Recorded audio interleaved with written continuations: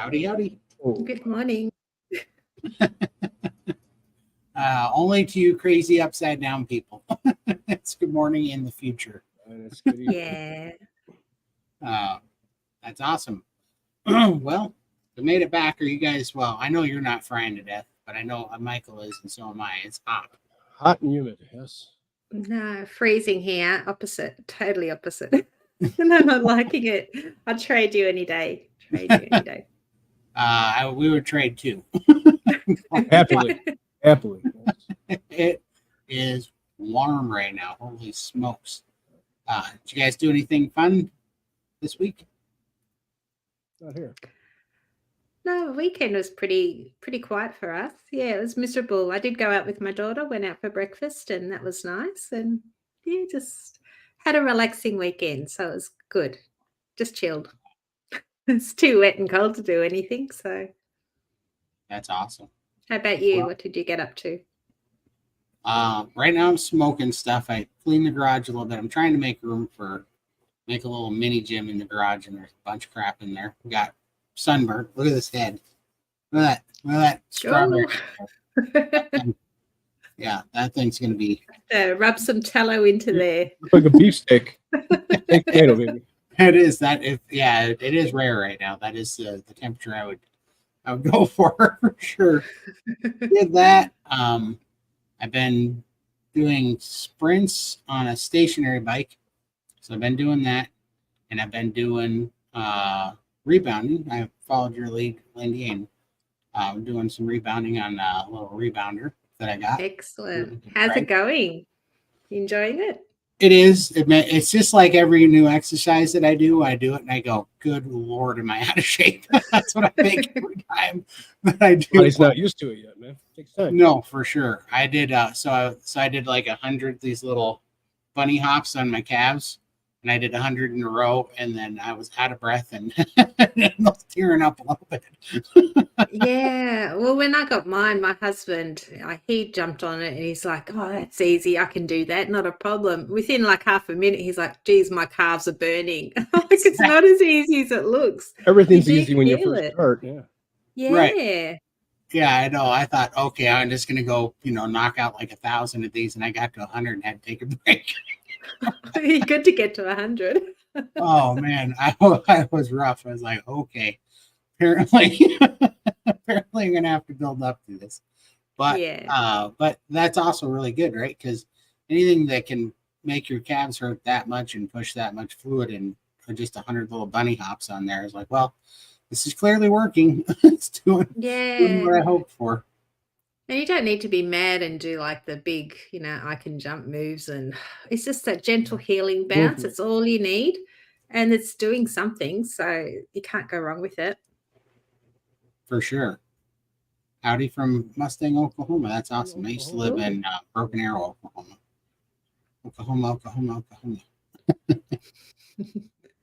But yeah, so I don't know. I'm gonna have to find out because I don't know what I don't know what exercise to do. I'm gonna have to find out what you're supposed to do on that thing. Right now, I'm just doing these little calf hops just to try to get a calf pump out of it, and that's all I'm doing right now. But right now, that's enough to wear me out. To be honest. Yeah. Well, that's all I really use it for, is just to get that lymphatic system stimulated in the morning, get it pumping, and just a workout. But like Annalisa from Meet and Marriage, she does it to music. And she does all these different exercises and twists and turns, but she's a lot more agile than I am, and her balance is pretty good. But she does, in the Meat Sisters group, does some really cool little workouts in that. But there's lots of videos you can follow online. So just a matter of finding what your fitness level is up to and finding someone that, can cater for you, like a beginner class, or you could do more advanced and do the crazy jumps and things. But yeah, Well, it's I'm gonna fun. have to, once I start getting in a little bit of shape. It is wearing some weight off me. It is pulling some fluid off me, so I'm pretty happy with that. It's, Yeah. definitely going. And I have been really happy with just the extra strength, stamina. Things are getting easier. Able to go a lot longer and further. So that's definitely working. So it's good. I'm just looking for little things to add to the repertoire and keep piling them in. It all adds up, man. That's all you Yeah. And you're working different muscles with every exercise you do. You're discovering all these new muscles that you never knew existed. For sure. That's a fact. It's like, oh, Yeah. you know, in fact, for the first, I only worked on the rebounder for 15 minutes. And after about 8 minutes, the entire time I was thinking, I think I'm going to cause myself a massive calf cramps if I keep doing this. That's all I kept feeling was, looked like I was about to induce calf cramp. Yeah. but just went slower and tried to stretch it out more, and it finally seemed to work. So I don't know. Yeah. I'm Just excited. don't push it, because if you injure yourself, you're out of action for a week or two. So Right. if you feel it's getting a bit too much, slow it down and then take it up again the next day. But you don't want to hurt yourself. For sure. But I do love that, when I wake up in the morning, my body wants that. I can tell. Like it feels awake, Wants Yeah. iodine first thing and wants my amino acids, and it wants a little bit of movement in the morning, a little bit of stretching. I'm like, all right, well, that's good. At least I'm creating good habits, Yeah. Well, that routine is so important, isn't it? I was out Yeah. of routine for such a long time with my daughter and all that being unwell. And so I was getting up really early, not jumping on my rebounder, not doing anything, not sleeping very well. And I just found I put on so much fluid. I was feeling crappy because I was just out of routine. But now I'm sort of getting back into routine again now, and I'm feeling a lot better, and I'm wanting to do things again, wanting to do a bit more movement and stuff. But you underestimate the importance of rest and taking care of yourself. Yeah, for sure. 100%. And now that, I was kind of out of routine. Well, I don't know. It's kind of funny, right? Because I'm out of routine but I'm into another routine now, but that's good because things are changing. And so my Yeah. routine's changing. So that's good. Yeah. You have to change the routines up all the time. Yeah, it's expanding. So that's good. But I definitely, between the Texas trip and then coming back to fireworks and stuff, I feel like I'm finally getting on a new routine, but I kind of had to adjust it. The Texas trip was good because it got me moving a lot more, which showed me what I can do. So now, that mental block's not there as much. So now things have opened up, So that's really good. Speaking And of then- fireworks, Mary liked them. Oh, that's awesome. I'm glad I couldn't even tell if anybody was seeing that video, to be honest with you.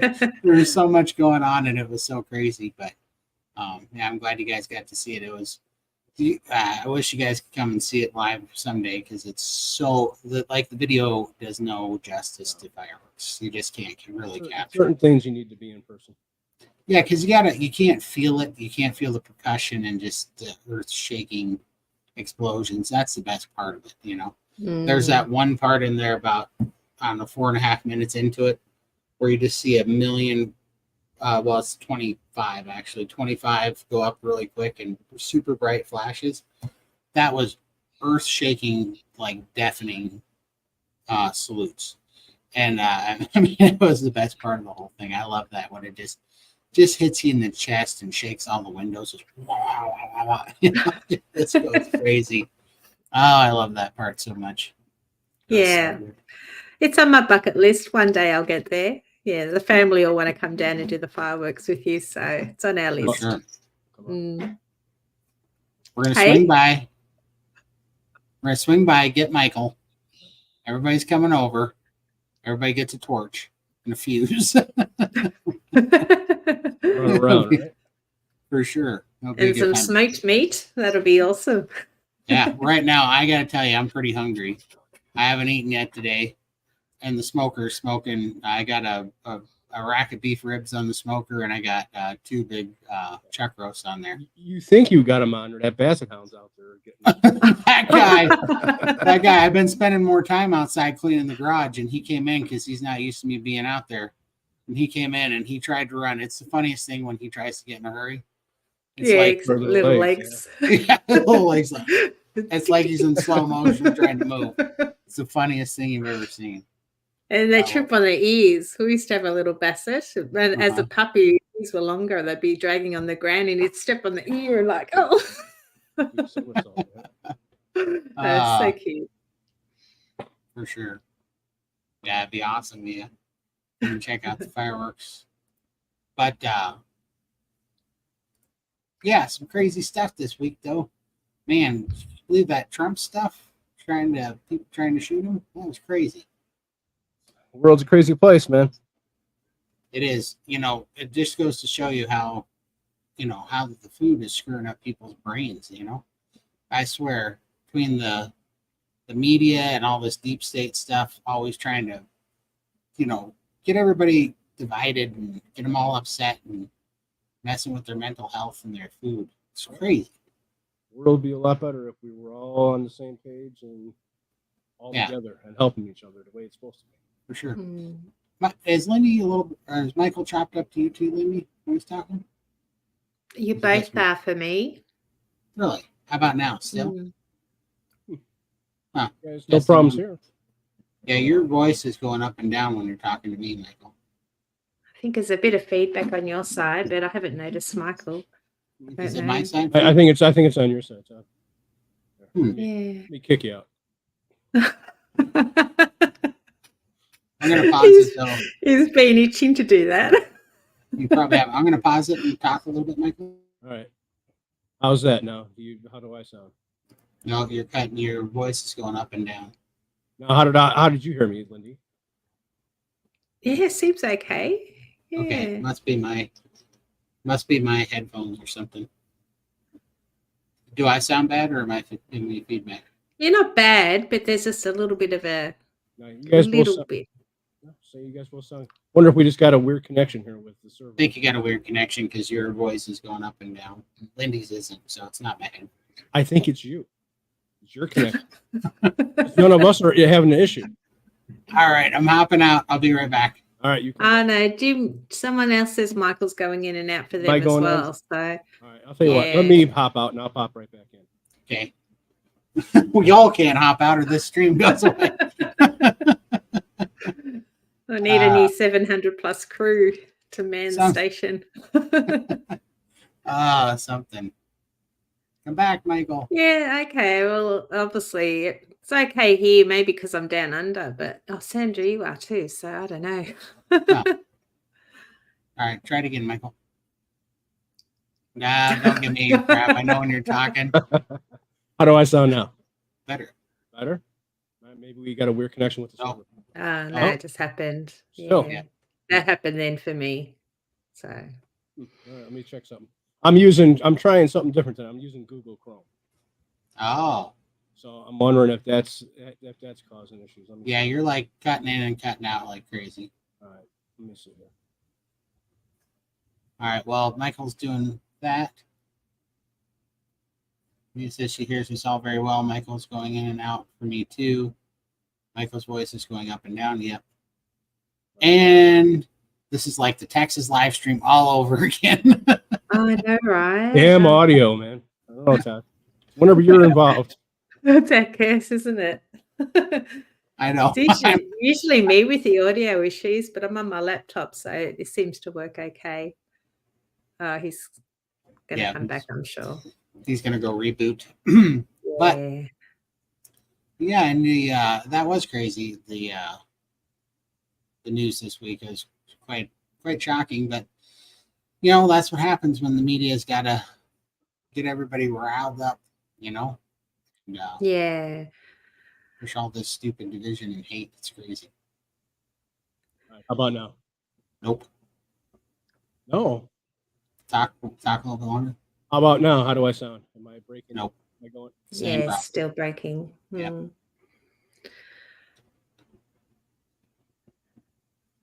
Yeah, you definitely. It's very strange.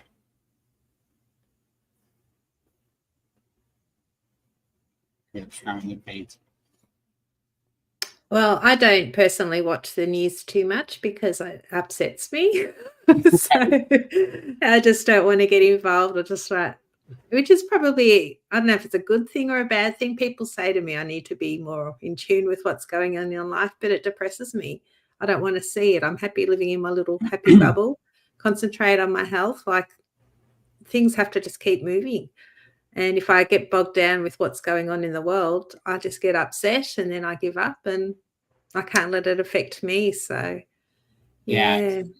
I don't So, watch much anymore at all either because it's it'll drag you down. I mean, that stuff is just rage a rage machine that just feeds you crap. But I do think it yeah. is.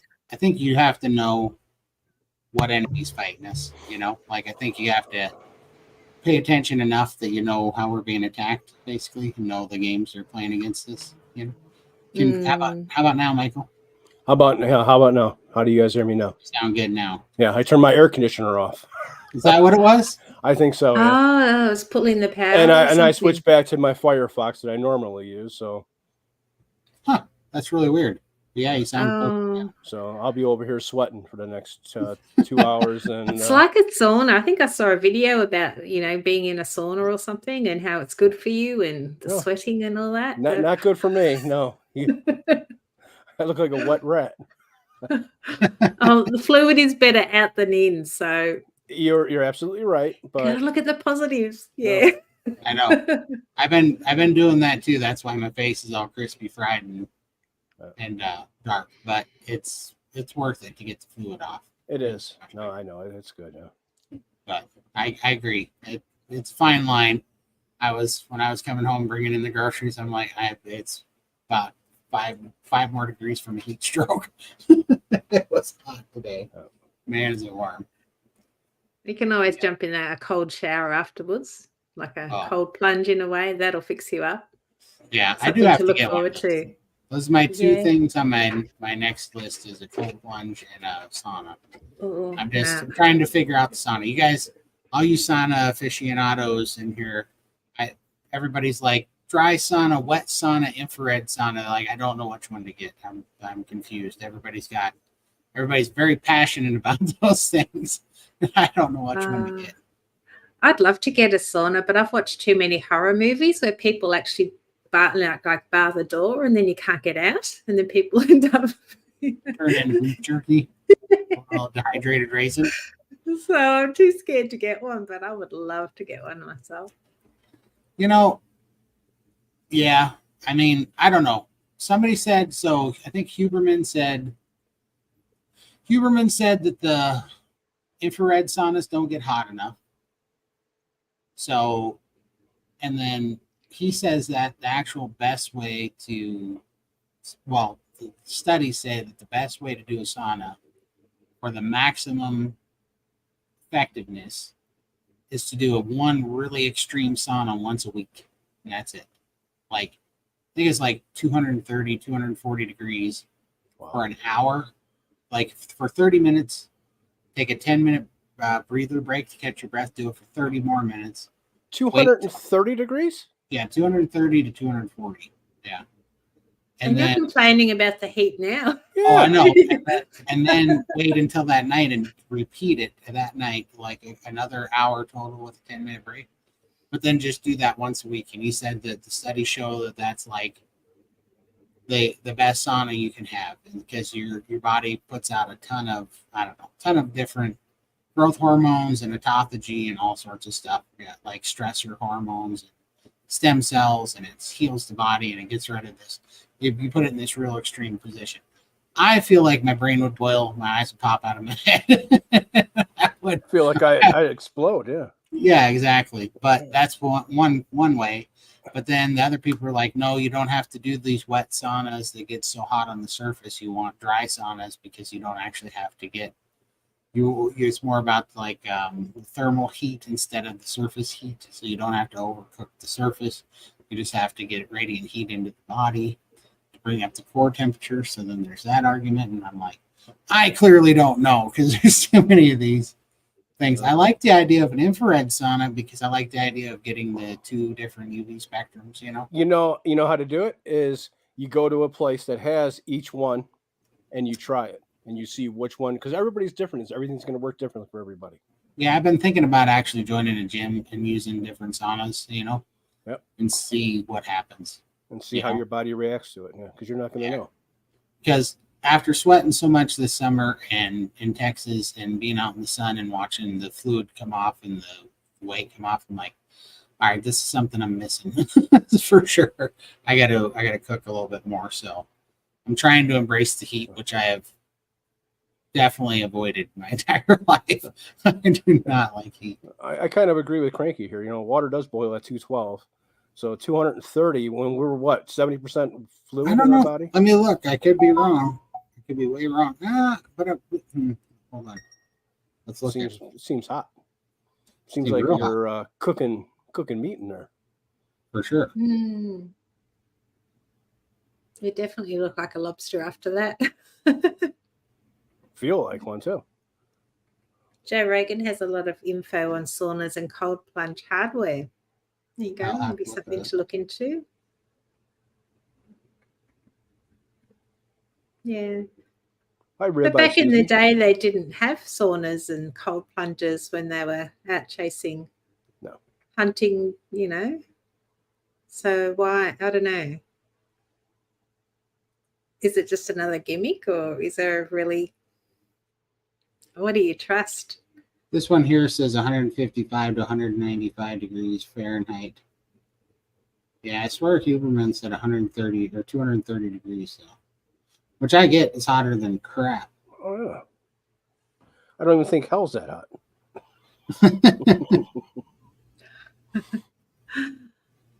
I don't know. I'm just looking it up, but I swear he said that.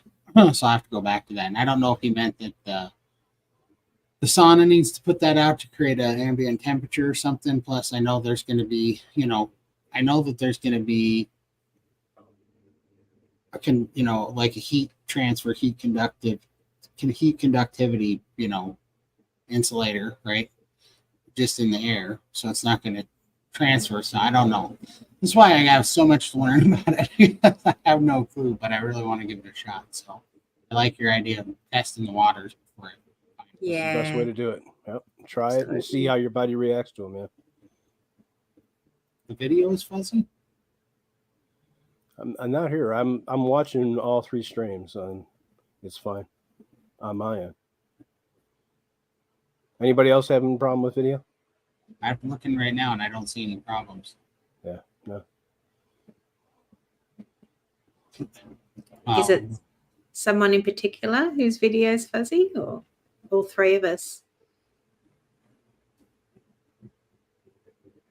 Just go way back in history. I am an ordered person. Maybe that's why. Maybe I've been missing the sauna heat lodges. Yeah. They use the cold water though. Howdy, howdy. Video's clear here, no problems. All Hi, right. Susan. Great says no problems. All right. Well, let me know in the chat if you guys use saunas, which ones you use and what temperature you use it at. If it's a dry sauna, wet sauna, or infrared sauna. Also, let me know if you use any of the infrared lights. I've been thinking about getting some of those infrared panels, Infrared does wonders. All right. When I was going for physical therapy on my legs before, they would use infrared. And Nice. You'd be surprised how much that helps. It gets the blood flowing. Okay. Also helps for pain too. Really? Yeah. There's a few influencers that use little masks that they put over their face with red light therapy in them. Yeah. But there's that dude that has like I don't know, he's got like a $2 million a year regimen of vitamins and food and stem cells and cold plunge and saunas and red light therapy. And he wears something that, I don't know, it like shoves red lights up his nose, in his ears, in his eyes. And it's the craziest thing. But he's trying to like age backwards. It's kind of interesting. But he spends like hardcore. Yeah, he is. And, he is looking younger for sure. But it's crazy with all the stuff that he's doing. So, and he does something with like frequency too, because there is some interesting stuff about frequency and things, like I don't know. I always found it interesting in the Bible when they talked about the flood perforating the firmament, above the earth. What they say, these are, whatever, what to each their own. But they say that when the firmament was up there, it was made out of pure gold, and it would resonate sound from frequencies from light, and it would create certain frequencies that would hum on the earth, and it would also, when you looked up that was through a pure gold lens, and you'd see light in its true color. So instead of the stars just being white, they would be, all spectrum of the rainbow, And so I always wonder if some of that, what some of that could have been like back then that we screwed up,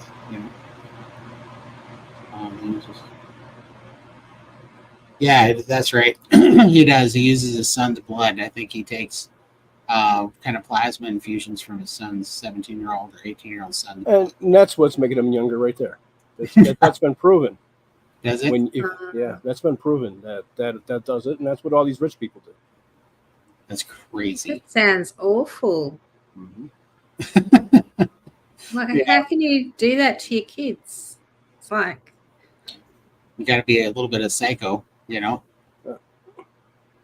I donate blood to my kids if they needed it for medical emergency or something. Then they get old. No, but like if they needed it, if they had an accident or something, right. But taking my kids' blood to make myself look younger. I mean, I know. That's what. No. You gotta wonder if they have a finite amount of it that they'll produce. I'm sure that they're supposed to produce more, but it's kind of funny. You gotta wonder if you're short changing them. Right. Yeah. Your body only produces so much, and there's a lot of stuff that we don't know. Let me tell you. Yeah. Wow. For sure.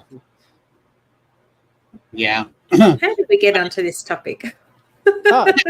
Todd drags us down this path. I brought up the fact that guy was sticking red lights up his nose and in his ears. That's where I draw the line. When you start sticking lights up your nose and stuff. That's not where I draw the line. The line is when I start sticking things a little further south. I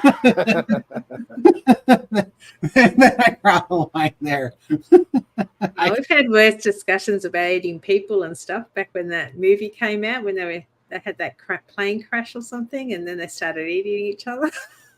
That's survival there. That's Yeah, we come up with all sorts. I don't have a problem with somebody can live off of me.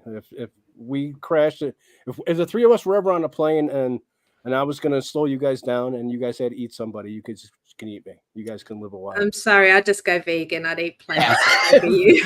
I was going to say, Michael, I would actually eat the seats before. Nothing first.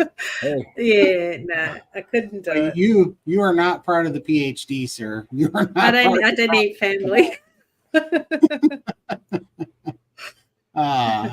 Thank God we wouldn't have to worry about it for a while. We'd be the last ones. Well, you just take 3 separate flights and we'll be fine. Right.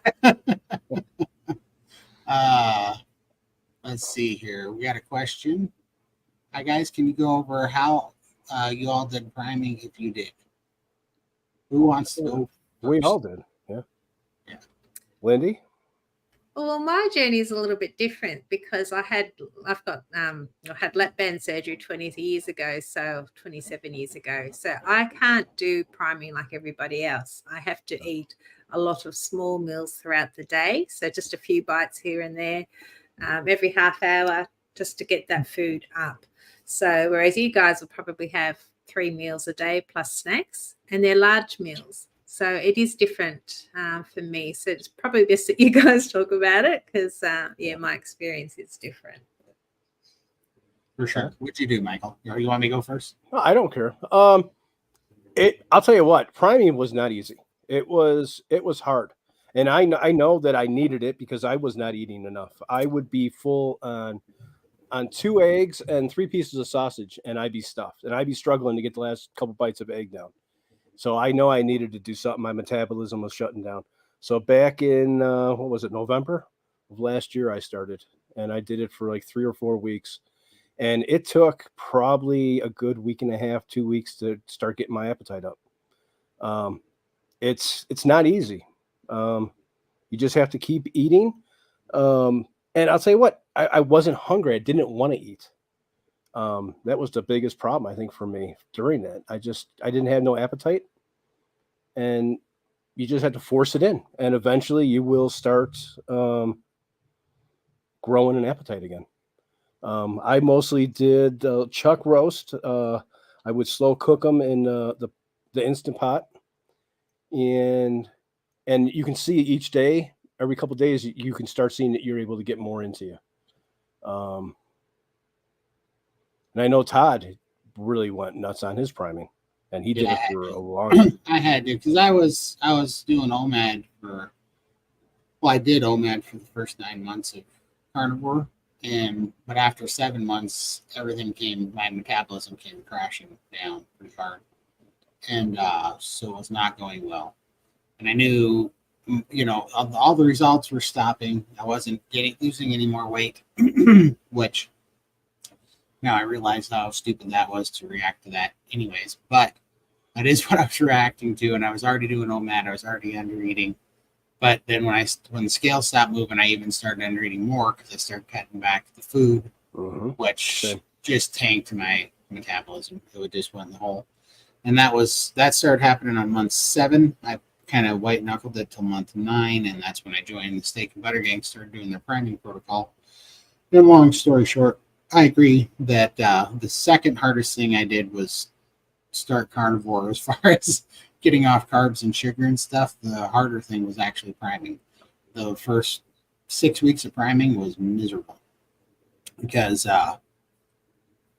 it's actually easier to not eat and then deal with hunger than it is to deal with never being hungry and always being stuffed and like the point of being nauseous for 6 weeks almost sometimes, and so that's what that was like. But that absolutely it changed everything when I was doing that, because I went from only being able to eat like 1.25 pounds to 1.5 pounds of meat at most, to being able to take down 7 pounds of meat in a day, and being ravenous for it, and then my metabolism picked up. And when I first realized that was because I just done 9 months of OMAD, where I was only eating 1.25 pounds of beef a day, and then I did like 5 or 6 weeks of priming the first time, and I tried to do an OMAD, and I was so hungry. I mean, I thought I was going to eat my pillow in the night. I was so hungry. I was dreaming about food. I woke up so hungry, it was ridiculous. I was like, oh, so this is what white knuckling is like. It was bad. And so I went back to priming right after that because I knew I wasn't ready. Did it for 2 more months. Thought I was ready. Went to go try to do the fasting calendar. Still didn't work. Was still white knuckling and went back. And that was when my appetite was through the roof. And I ate for that last, 2 months of priming. I ate pretty much 7 pounds of meat every day, like clockwork. Plus all your eggs. Yeah, plus my eggs. I mean, it wasn't always 7 pounds when I was doing my eggs, so it would be like 3 pounds and 36 eggs, or just 7 pounds of meat. But I mean, I was knocking it back. I was putting down 6,000, 7,000, 8,000 calories a day of pretty much eggs and beef in that realm. And all of a sudden, that was when everything started changing. My eyesight got better. My hair grew back. Just everything got really good. My lymphedema really started healing up and getting more fluid off me, and just everything started healing. And my metabolism started running. And then, then finally I could start fasting. And when I was fasting, the 21 pounds that I gained during that 6 months of priming, I gained 21 pounds, and it was pretty much gone in the first 5 days of fasting. It just all came off. It was all superficial. It wasn't even really there. So, but as far as how to prime, it's really complicated, and you really need a community to do it. I mean, the short story is you eat a lot with purpose, but the reality of it is it takes a lot of individual help, and there's a lot of things you need to know. And so really how you prime is by joining the Steak and Butter Gang to learn their priming protocol and do their calendars, because honestly, if I could tell you everything that I did, and that doesn't mean it'll work for you at all, because it's not for, it's more individual, and you kind of need to take it week by week. And this is a several month process, and you're going to need help. And I'm not, I don't get paid to tell anybody this. Yes, I'm a member of the Steak and Butter Gang, but I tout it because it is so beneficial. For $30 a month, I can't think of a better place to send people. So I would highly, highly, highly recommend joining the Steak and Butter Gang and doing their priming and fixing your metabolism and healing your body, and then worry about some weight, because it works very, very well. Let's see. Hey, speaking of the devil, Dr. Phil loves the priming too. Hey, Dr. Phil. There he Hi, is. Dr. Phil. And what do we got here? When I start carnivore, I could only eat about 8 ounces of steak. And one day last week, I polished off a 26-ounce T-bone. There you go. For Well sure. done. That's awesome. I wish I could sit down and eat a whole steak, but yeah, it's just such a struggle for me. So I'm always under eating, and then everything stalls, and I have to try and prime, and yeah, I'm all over the place. So don't ever have lap band surgery. No. It makes things very challenging. For sure. I'm on day 8 on carnivore. This is my second try. And what would you say is the most important at the beginning? I have a lot to lose to be nearly normal weight. Go for fasting or eat until full. Absolutely eat until full. 110%. You're at day 8. You're not ready for fasting yet. Not even, I mean, you could be, I don't know how much weight you're trying to lose, but it could be day, 120 and you might not be ready for fasting. No. Like it doesn't matter. The biggest thing is to get over the cravings, nourish your body, get your hormones right, get a good amount of fat in so that your hormones start to become healthy, you get your satiation hormones back and your leptin sensitivity back, and that you just get free from Carbs and sugars. Yep. Yeah, you got to get free from food addiction. So the most important thing at day 8 is keep going. Yeah, keep going and eat. When you're hungry, eat carnivore food. When you're hungry, eat meat and fat. You can eat and fat. Eggs. Yep. That's the most important thing. Don't, the weight will take care of itself. The weight is actually just a symptom of metabolic disease and poor diet. Don't let the scale play games with you at the start. No, best thing to do is don't even weigh yourself. No, it doesn't matter. Yeah. Nope. The most important thing to do is just eat through the cravings. Cravings are the hardest thing to break at the start. My cravings were intense.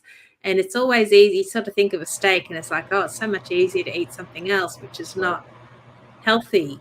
And then you've lost the plot, and then you have to start over again. And then you go into those, I'm going to fast now, and it's the revenge fasting. And it's just a spiral. It's not sustainable. It's like a yo-yo. Yeah, just eat meat. Eat until those cravings are gone. Absolutely. You can, worry about fasting and all that later. But as Todd said, community is really important, and they can help you through it. So really can, because it's counterintuitive. Yep. Don't take our advice. We're not doctors, but here is the doctor, Dr. Phil. See? He's not a carnivore doctor. He's a doctor who does carnivore. He'll tell you that himself. But he went to the program, and it's true. It's just let your body heal. Feed your body. It's so ridiculous. I mean, there's 3 of us up here started at over 700 pounds, and I know how it sounds, but the truth is we were 700 pounds and malnourished. That's the truth. And we all started to lose weight, but now our focus is more on healing. Weight loss has been the cherry on top. It's just the healing that we've gained from being carnivore and eating this way has been overwhelming compared to the weight loss. For sure. Absolutely. But yeah, that's definitely, I think, sorry, I was just looking up here.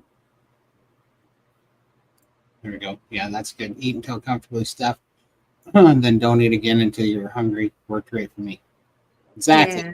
But even, if you've had a terrible dieting past too, comfortably stuffed might be even not enough, like you might actually have to work at that. Like, it's kind of funny, like when you're doing priming, you have to get on a schedule. When you're first doing it, you have to wake up in the morning and with a purpose to go start your day eating, because you're going to run out of time in the day if you don't start eating early enough to get all the food down.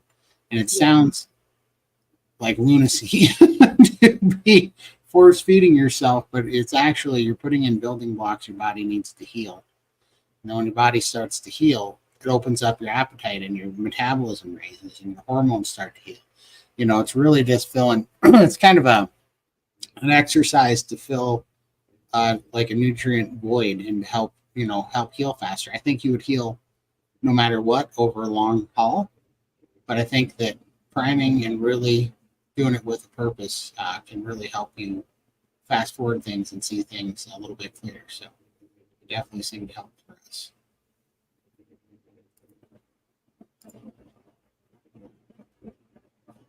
Thank you. I'm going on the road again for 6 weeks, so I might have to wait until I return to do priming at part of the steak and butter being already. Awesome.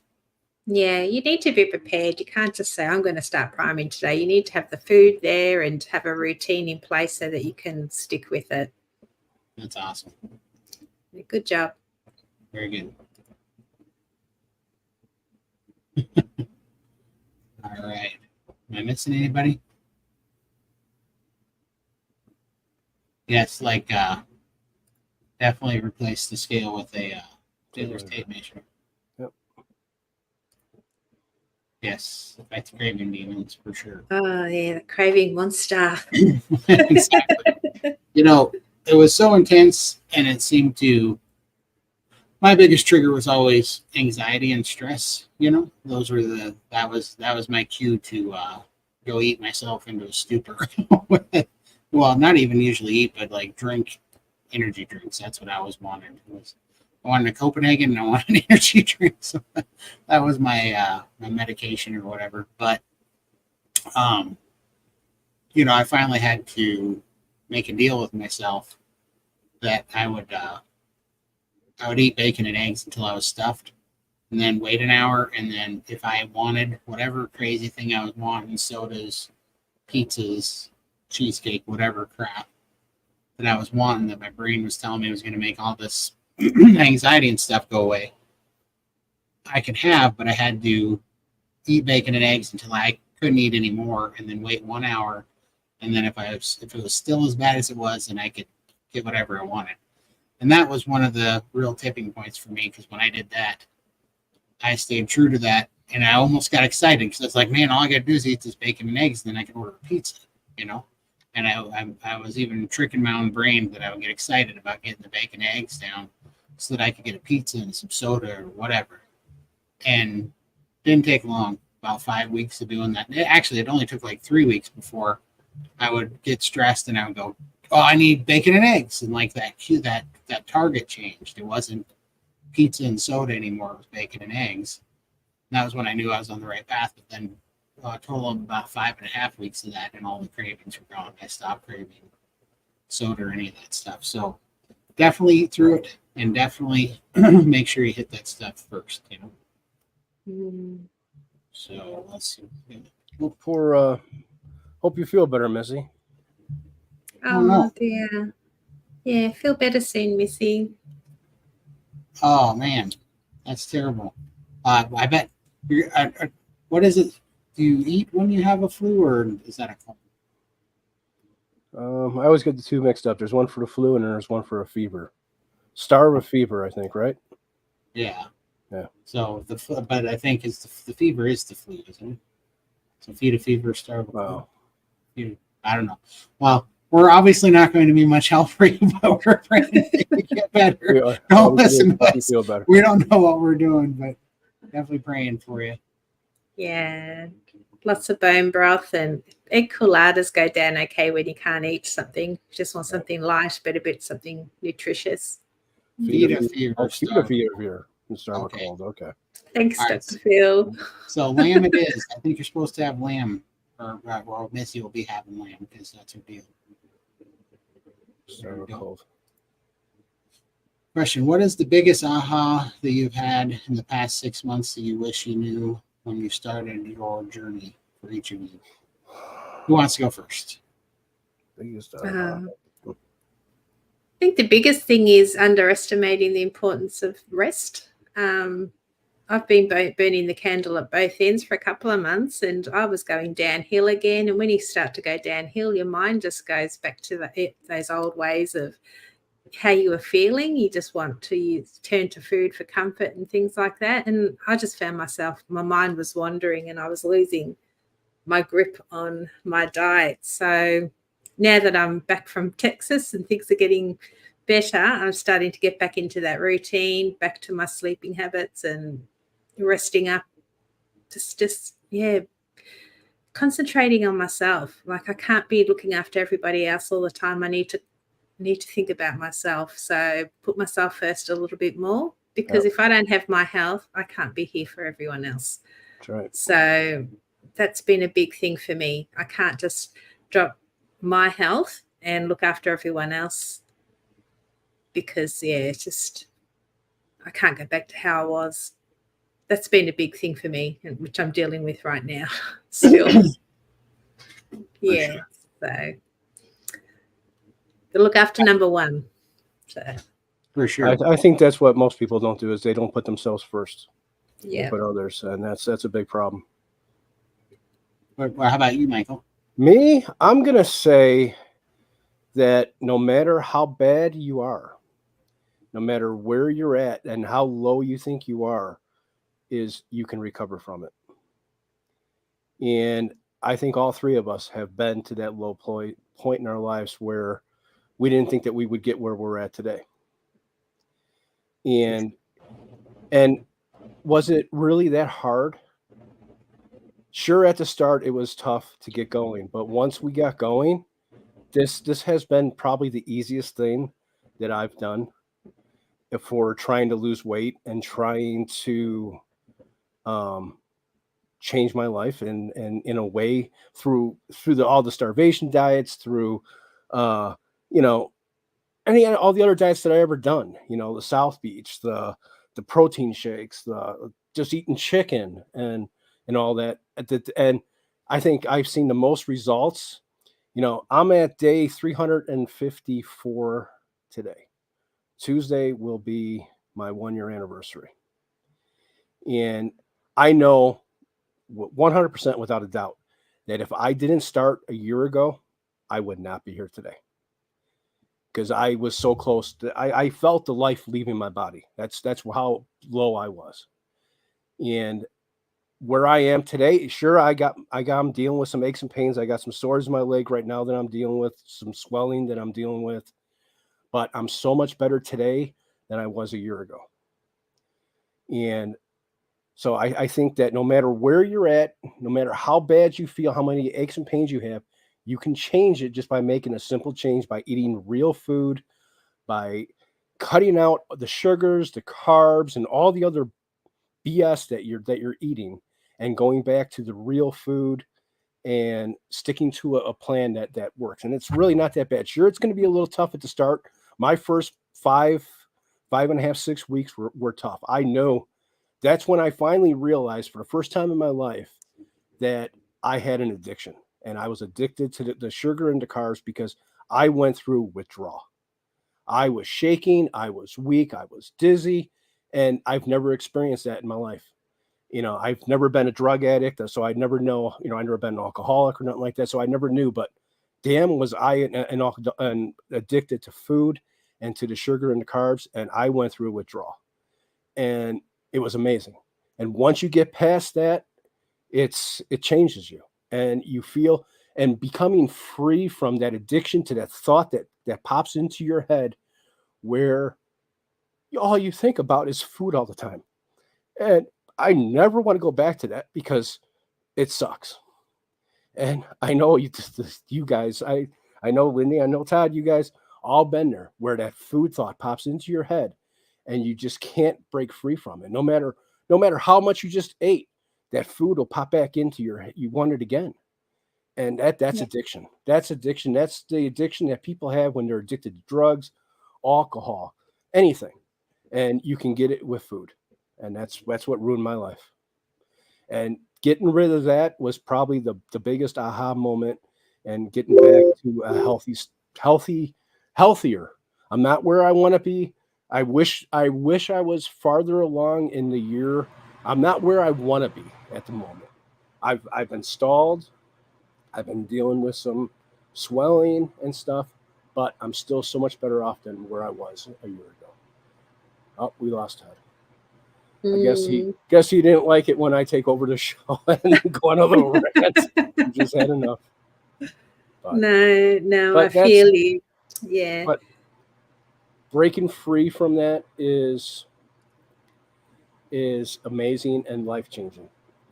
So that's my aha moment. no matter how low you are, you can recover.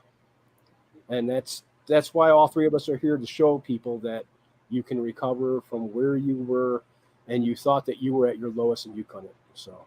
And that addiction is real. Like, I've been carnivore 2.5 years now, and I'm feeling a lot stronger, and I've been pretty, comfortable with my eating. That's not the hard part. The hard part is the emotional roller coaster of this journey. And for my birthday, 1st of July was my birthday. I'm now 53. And I thought, I'm going to just have an off day.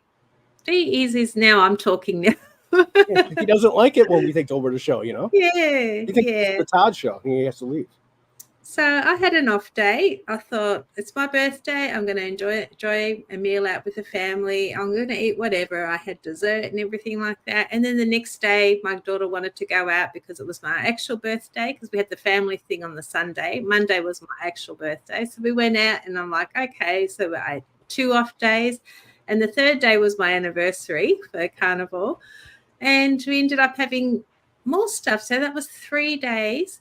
I wasn't like super bad, but I wasn't my optimal strict self. I let a few things sort of slip in. And since then, I've been craving.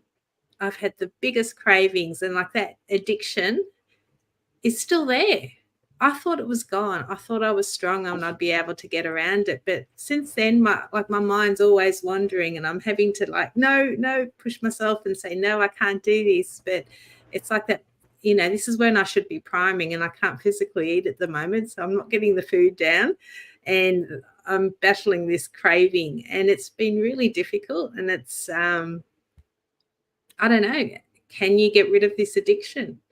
I know when I eat properly, and, once I've been on it for a long time, that craving kind of goes away. But because of my birthday weekend, and I let a few things in, it's been really hard to stay on track. And I'm doing it, but it's not easy. Every day I'm talking to myself and, trying to convince myself, no, I'm not going to do it. I go for a walk around the house just to get away from the kitchen and try to keep my mind busy, because I'm not hungry for the right foods. I want crap. I want carbs. And I need to get rid of that.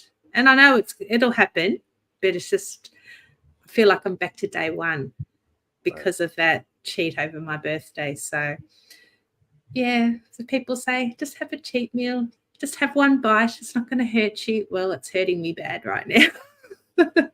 So, some people just need to do it strict. And if you can moderate, fantastic. Good luck to you. That's fantastic. I'm envious, but I'm not a moderator. I have to, I'm an abstainer, I think, for life. So, yeah. Man, sorry, I had to hop out there. My audio just started buzzing. I couldn't hear a word. Just was okay. You just didn't want to listen to us, Lindy. Come on. I was getting good, and then just went, and I couldn't hear a thing. So let's see. My biggest aha moment has been iodine, for sure. This iodine, I know people are probably tired of me talking about it, but I think if you have a real thyroid problem and a real goiter problem or whatever was going on with me, this iodine's been fantastic. It gives me so much energy and so much stamina every day when I take it. It's the first thing when I open my eyes in the morning. Like I'm craving iodine. Since I've been taking this iodine, it doesn't matter if I sleep 3 hours, 4 hours, 5 hours at night. I wake up and I can be wide awake after taking, I wake up feeling good. Like I just have cell energy. I cannot explain it any better than that. I have energy to my cells, I feel like, almost for the first time in my life. And it is crazy. Now that I feel this way, I'm like, so this is how the rest of the world's been feeling. No wonder everything was hard. It was just like I didn't have, like, my circuitry didn't make it to the power or something. It was crazy. It's that's been huge. And also, I don't know, I've been having a lot of thoughts lately and just realizations, like how important small consistent changes do more to make the biggest differences in our lives. I'm convinced of that. I think the biggest miracles happen through just small consistency that's heading in the right direction, And so that's that, and being patient. I've never been good at being patient, but I'm getting better at it, and just being okay with where you're at, and just, every day just trying to make, for me right now, I just try to add a little bit more movement, get in the sun a little bit more, get my feet in the ground a little bit more. I'm just trying to do little things that I enjoy and being happy with them, and letting them come naturally and easy, and just trying to put more of those things in and do less things that are stressful, like watching, news, or, whatever. Just do things that feel better that way. And man, it just works. It does. The stress goes away, you sleep better, and the weight seems to come off, and, you get better energy. So I don't know. I just feel like we've been lied to. And I feel like everything's 180 degrees out. I think that they purposely put the cause and effect backwards so that they could sell us a lie. I don't like, for instance, I don't think we're sick because we're fat. I think we're fat because we're sick. I think we're metabolically sick. I think our diet's sick.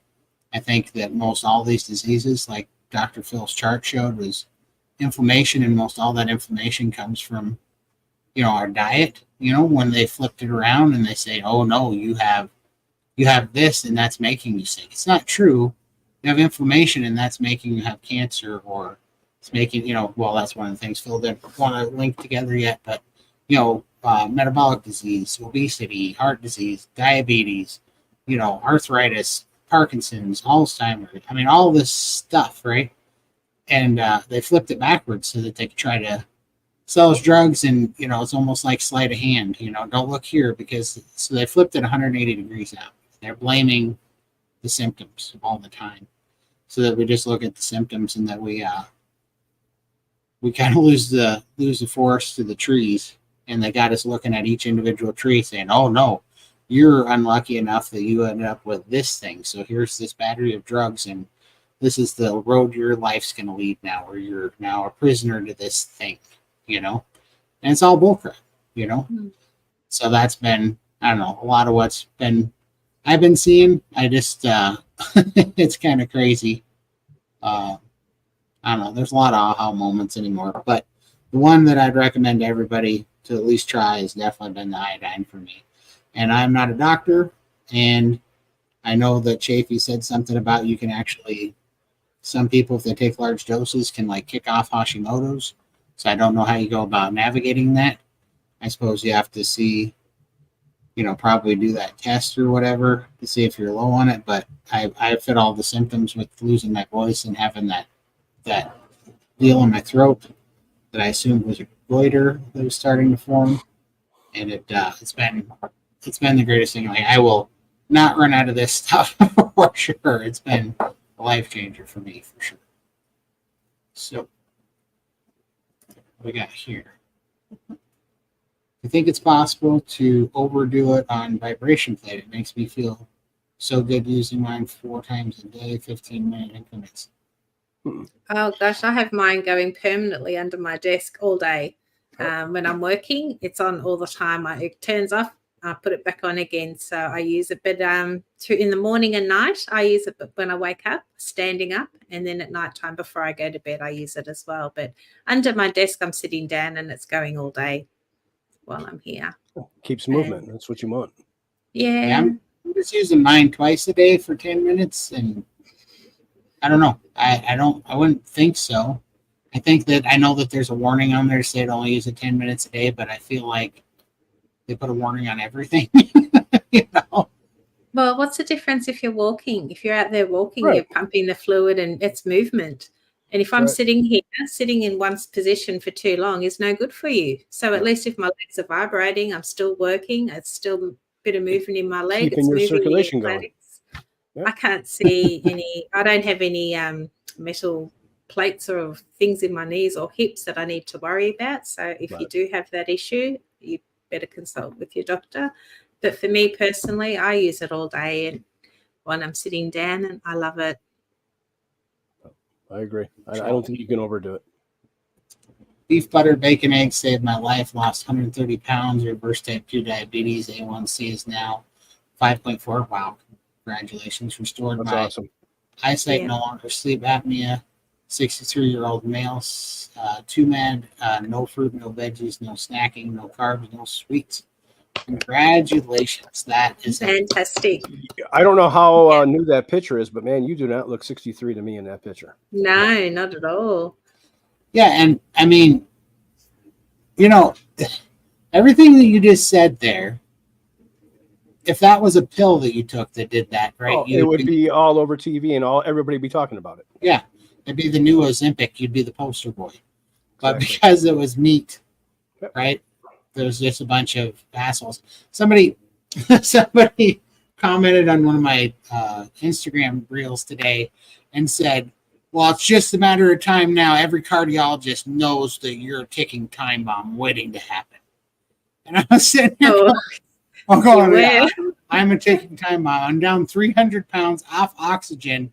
Clearly have real life and vitality in me, but I'm a ticking time bomb. Back then, when I was on the heart medication and my doctor didn't care what I was eating, that's when I was under good cardiologist supervision, and then I wasn't a ticking time bomb. I wouldn't even be here right now. That's right. If I hadn't done carnivore, and this freaking idiot is sitting here going, you're a ticking time bomb. Wait, can you hear Todd ticking? Oh man, the closest thing to a ticking time bomb was when I was first up in the fat and I didn't know about disaster pants. That was a ticking time bomb. That was Oh, let's see here. Hey, there's Charlie. There it is. How you doing, Charlie? Good morning, Charlie. Charlie, Marilyn. Hi, Yay. Marilyn. Hi, Charlie. Appreciate it. You were taking exactly, Phil. I just thought that was so funny that now that I'm, feeling awesome and I have a life back now, I'm a ticking time bomb. I was laughing so hard how crazy that statement is, and I mean whatever, they clearly they haven't looked at my story or care to, but it's just so crazy to think about me 20 months ago versus me now, and to think that this me is a ticking time bomb. It's like, well, I don't know what I was before then if this is a ticking time bomb. Here's a ticking time bomb right here. Right. Yeah. You can see just death, Yep. Yeah. So you should send that guy this picture and say, do you think this guy was a ticking time bomb? Because this was me. Right. That was me on my cardiologist drug regimen. Right. Exactly. I know, it's so funny to think about, it's like, wow. Yep. So crazy. I used to get upset about comments like that, but now I just don't care. I just let it just wash over me because I know I'm feeling great and I know where I was, I know where I'm at now, and those people just don't understand. I couldn't be bothered with it anymore. Easy. Sneaks up all the time. I don't know. That little cherub. I was getting an injection into my right eye once per month. I was supposed to go for 2 years. I stopped going after 6 months. I went back after 1 year of not going to the eye doctor now in 2020. Look at that. Wow. That's amazing, Jammer. That's like Todd with his eyes. Yeah, my eyes have gotten a lot better too, my friend. And that carnivore is an elimination diet, but it's also just like a diet of hope, because I mean, I don't know that it can't heal everything. I mean, I'm sure it's not going to make you grow a limb back or whatever, but I don't know what it can't heal at this point, metabolically or disease wise. I think you should, there's a little bit of hope for everything. It could heal more than we ever know. I had doctors done it, but so. Just like Todd's, yours was too. He thought he was looking at the wrong chart. Yeah, he's like, I feel like I'm looking at the wrong eye scans, Exactly. Dr. Phil, that's exactly why I cut those curls off when I think my mom said I was 3. And my brothers were giving me such a hard time because I was the little sister they never wanted. So I went and found my mom's sewing basket. And I took her scissors out and I cut it all off in her room. And she about killed my brothers over that for giving me such a hard time because she hated that I cut them off. That was the end of the curls.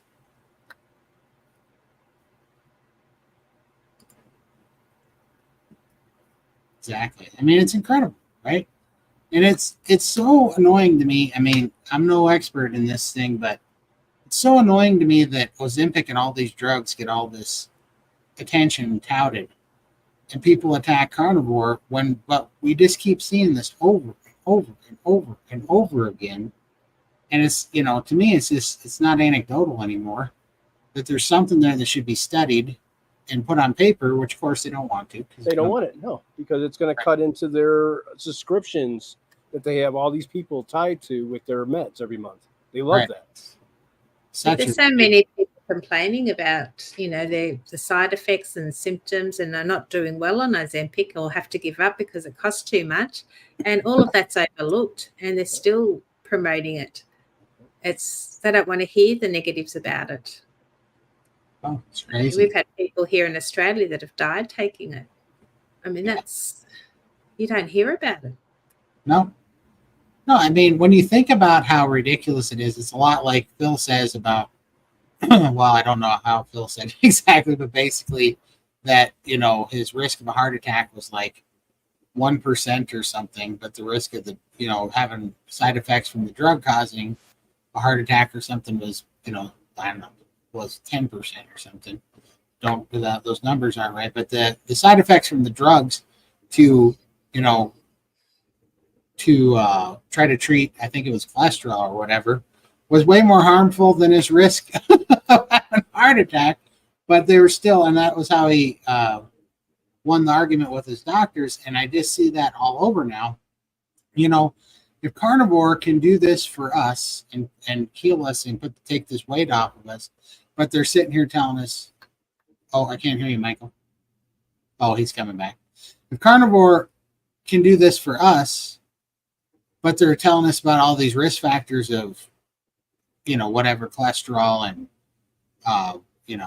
colon cancer and whatever else that they're so demonizing the meat about, but they'll in turn prescribe Ozempic and gastric bypass and gastric sleeve and all these bariatric surgeries that I'm watching my mom right now waste away because she can't eat enough. You're still fighting issues with that, Lindy. Yeah. And there's just no way that the side effects and risks of gastric bypass and these Ozempic drugs are not at least as dangerous as whatever they perceive.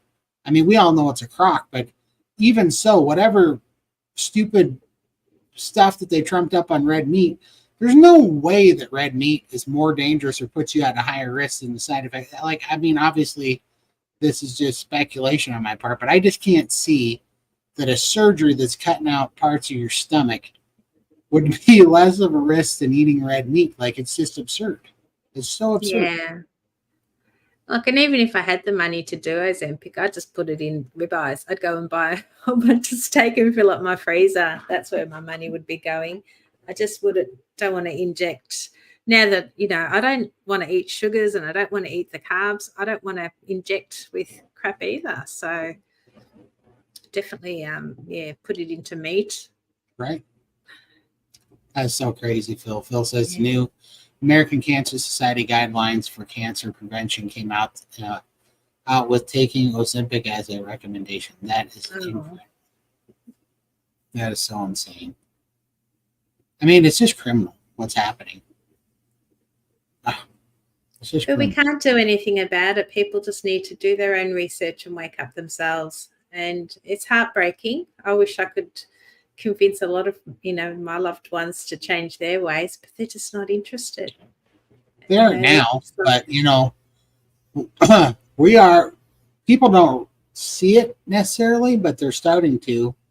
But we are having some sort of health pandemic. I mean, people are getting sicker and sicker and sicker and more desperate by the day. So I think that your family will come around when they have to. If they don't do it before, when they get sick, they're going to be looking for it. And if you, with all the weight that you've lost and they see the health and all of us, that's why it's important that we put this out there, that we, show the before and after pictures that aren't so much fun to show, but we put them out there and we let everybody see it in real time and take away all the, the propaganda and the excuses, And we just take Yeah. away and go, no, you know, we were as bad of addicts as it comes when it comes to this. We were as far gone as you can pretty much get, you know, on the food addiction side, and it freed us, you know, like carnivore, eating proper human diet freed us. It wasn't from willpower. It wasn't because we're so, you know, darn Yeah. strong and, you know, strong-willed. It wasn't any of that nonsense. It's because Yeah. we were finally giving our body what it needed, and we were finally addressing real problems, and that's all that the world needs, and it'll be in a lot better shape, you know. Yeah, but I get a lot that I'm not like you, Mum. I was, or not even my kids. It's like everybody. I didn't have as much weight to lose as you, so carnivore's not going to be any good for me. Yeah, they've got other issues, and I can send them a ton of videos that would show, you know, your symptoms could be improved if you followed this diet. It's not all about weight loss; it's about the healing. But they just look at me and say, "Oh, you're looking fantastic," blah blah blah. But I don't have as much weight to lose, and so it's not going to be for me. And yeah, it's just those arguments, which yeah, I don't say anything unless people ask me. But it's just heartbreaking to see that my friends and family are all struggling with things I know can be improved by eating this way, and I have to bite my tongue because they just don't want to hear it. And they're just like, they're happy for me and they're happy that I'm doing this, but I'm the freak, and they just can't see that it's going to help them at all. Right. They're But still happy to go and have their medication. They want their medication. but a lot of that is like them wanting to not have to change their habits, you know, like because we used, Yeah, you know, like yeah, now I understand that I needed to see somebody on carnivore that was 700 pounds and lost it. When I was seeing people that were 500 pounds and lost it, that wasn't good enough, you know. Well, no, that's silly, right? That was yeah, silly, but it was because we all do that, you know. I mean, think about think about the conversations we all have and have had going through this, where people are like, I mean, some of the craziest ones, where people are like, well, I would lose all that weight, but then I'd have all this loose skin, and I can't have the skin surgery, so I'm not going to lose the weight. It's like, okay, so I mean, that's obviously an excuse, right? Like, but they don't realize it. But they're making this argument. It's like, so you're basically saying you're going to commit suicide, take years off your life because you don't want to have loose skin. That's not a viable reason. But then they say the same things about, like, you know, just crazy stuff. Well, you know, can it heal this disease, that disease, this other disease, whatever? They name a bunch of them, and they want assurities. They're like, I'm only doing this if somebody can assure me that it's going to heal this thing. And it's like, nobody has a crystal ball. None of us can tell you that it's going to heal every problem you've ever had. But what we can tell you is that what you're doing is not making it better right now, and it's probably going to get worse. And you're probably going to get sicker, and things will improve, and you stand the best chance you can healing your body and eating the proper human diet and letting your body go to work and try to heal those things.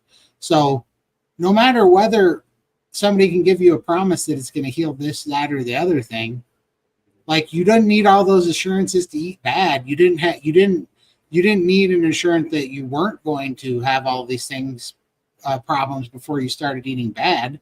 Why do you need all these assurances that it's all going to heal up for you to eat good? Like, you still have to do your part the best you can with what you got yeah, and try to mitigate the damage that you're doing. And the only reason why we all argued against that, and we're like, oh, we needed all these lofty, well, I need to lose 100% of the weight, and I need to do it quickly, and I need all these things to cure up. Well, you know, we got to deal with where we're at. And we weren't that, you know, we weren't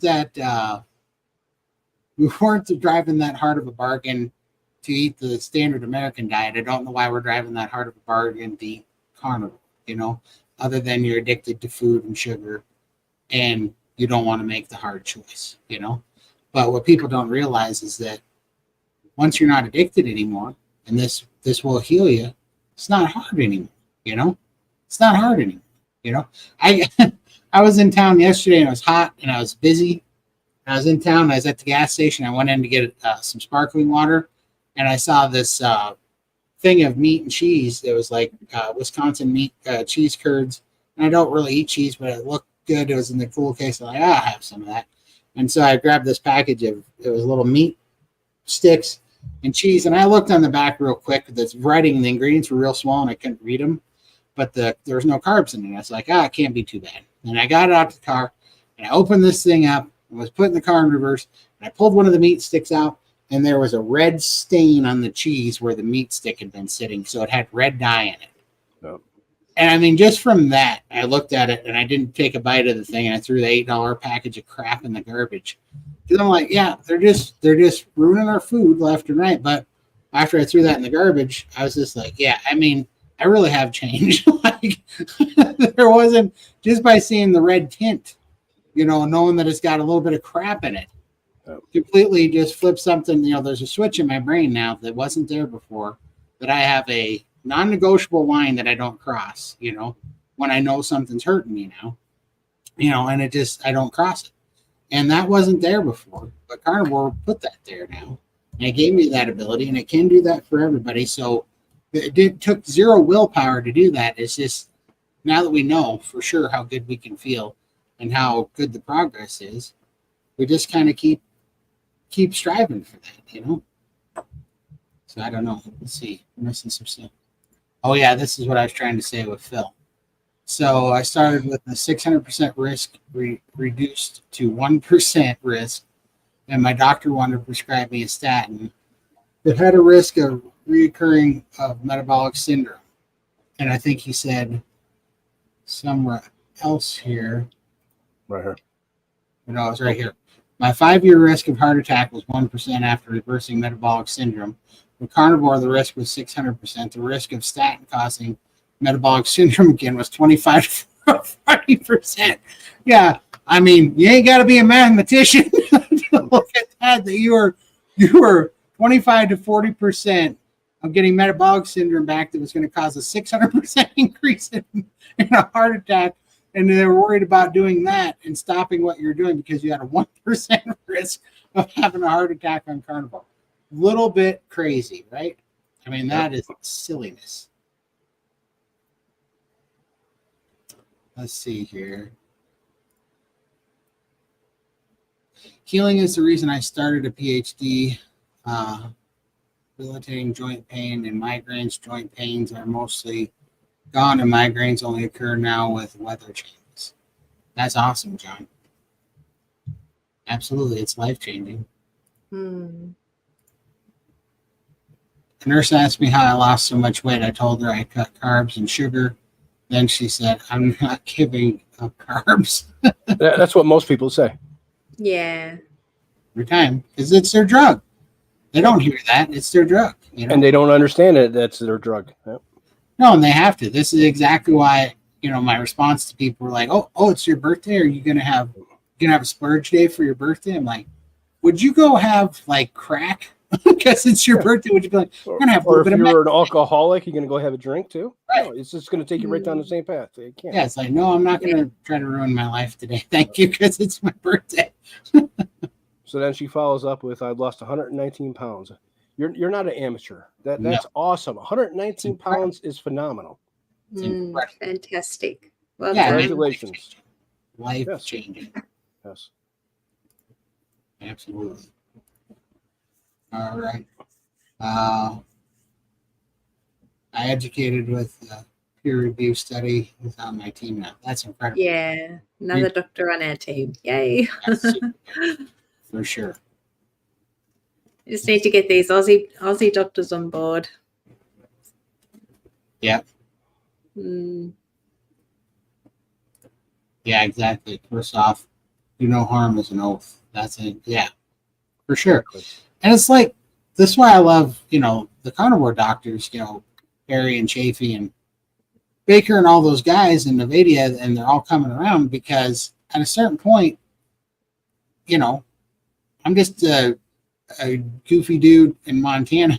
I can see it. It makes sense to me. So I know that there's doctors out there that have to be able to see what they're calling anecdotal evidence, and they should be able to see through it. And it's, I don't know why they're not. I don't know, I don't know if it's all, I don't know. I don't know if it's to not upset the apple cart, if they don't want to reinvent the wheel or whatever, but it's pretty crazy. I don't know. It's just crazy. Patience to find a compelling study to change the discussion with your doctor. That's awesome.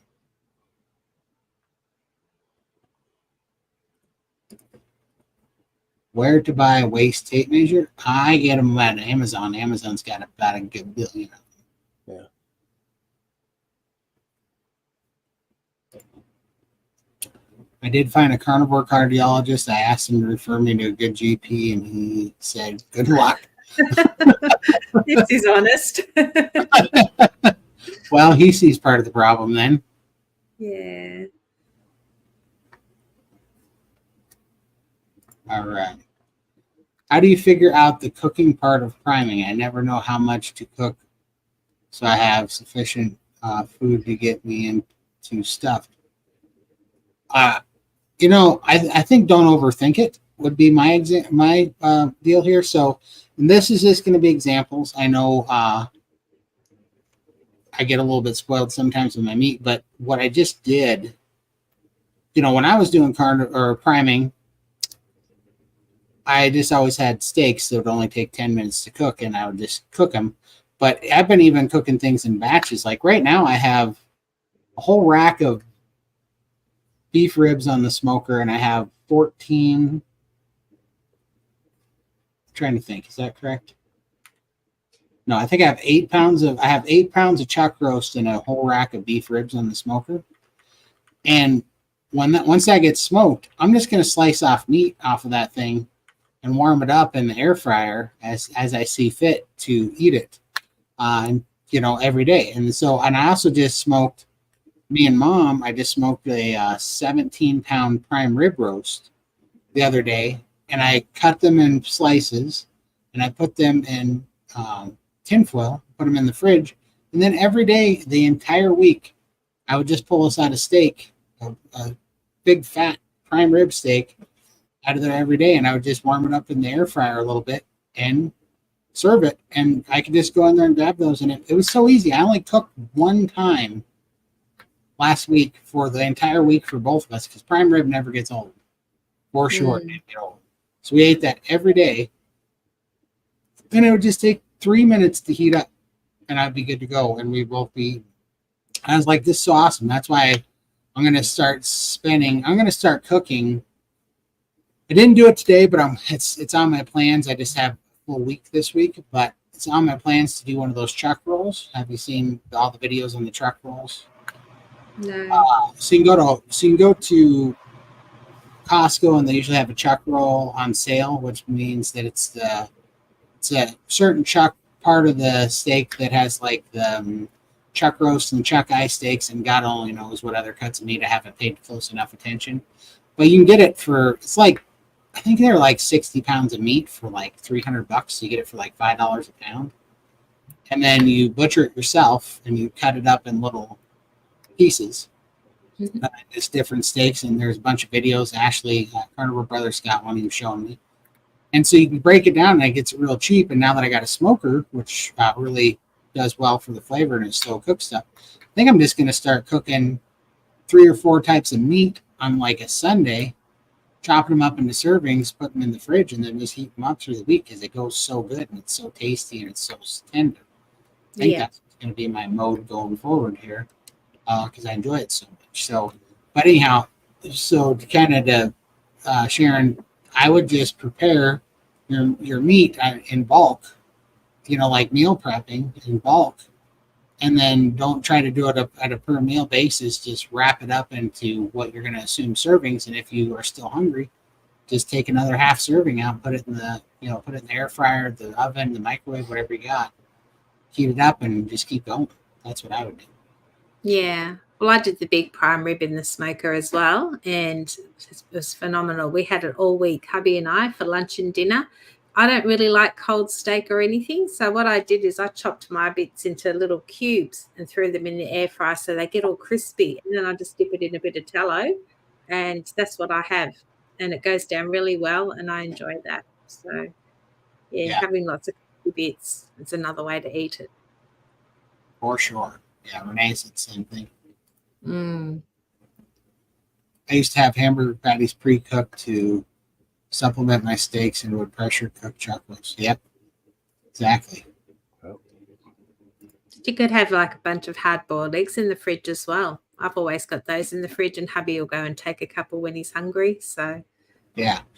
Yeah, I'm starting to see a pattern. It looks like everybody kind of bulk cooks and just has it there so you can just make it quick for sure. That's what I do. It's easier. Pork belly also a good supplement meat. I'm making my own little. I've been feeling really good lately, and I've been playing with things, and I had noticed that I have not been enjoying.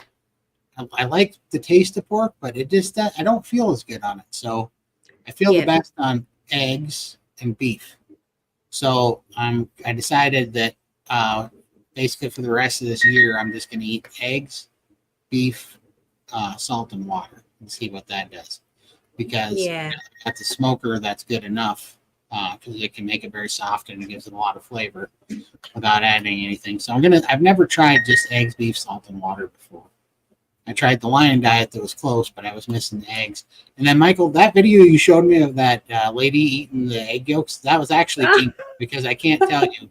I was sitting here because I'm planning on starting to drink 36 egg yolks a day just to get them down because I'm lifting a lot lately and I really want the DHEA.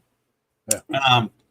And so I was sitting here going, how am I going to get these things down? I can't keep eating the omelets. It's too much food because it's making me... It's like a job to eat that much food, and I also want some of the meat. So I'm going to try that because the part that was keeping me from separating the whites and the yolks is I did not like separating them. It's such a pain in the butt. But when that lady was scooping them out with a spoon, I'm like, I think I can do that. I could do that every day. I could just break them all in there, put them in there, and then scoop them out and suck them up. So I'm going to be giving that a try pretty quick here and see if I can't start getting those down. Yeah, I think I can do this. This is actually a pretty genius way because I won't have... What is she drinking beforehand? What was it? Do you know? Don't know. Like Kool-Aid or something.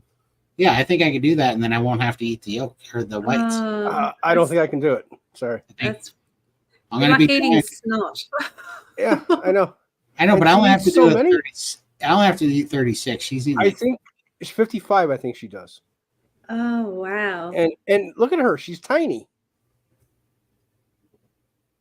Yeah. What I'm concerned about, though, is I think Dr. Georgia E. talks about eggs in her book, her latest book, and it's something about the biotin in the egg whites. If it's not cooked, and you have too much, it does something, and I can't remember exactly what it is, but it was bad for you. So, Dr. Phil, if you know anything about that, how many egg whites is too many egg whites?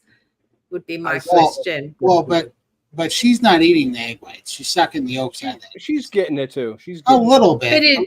But will she go back and eat the egg whites? No, I don't know. I don't know. No, she's just eating it. Yeah, I kind of assumed she was going to eat the lot. But still, if she's eating 55 of them, she's getting egg yolk. Believe me.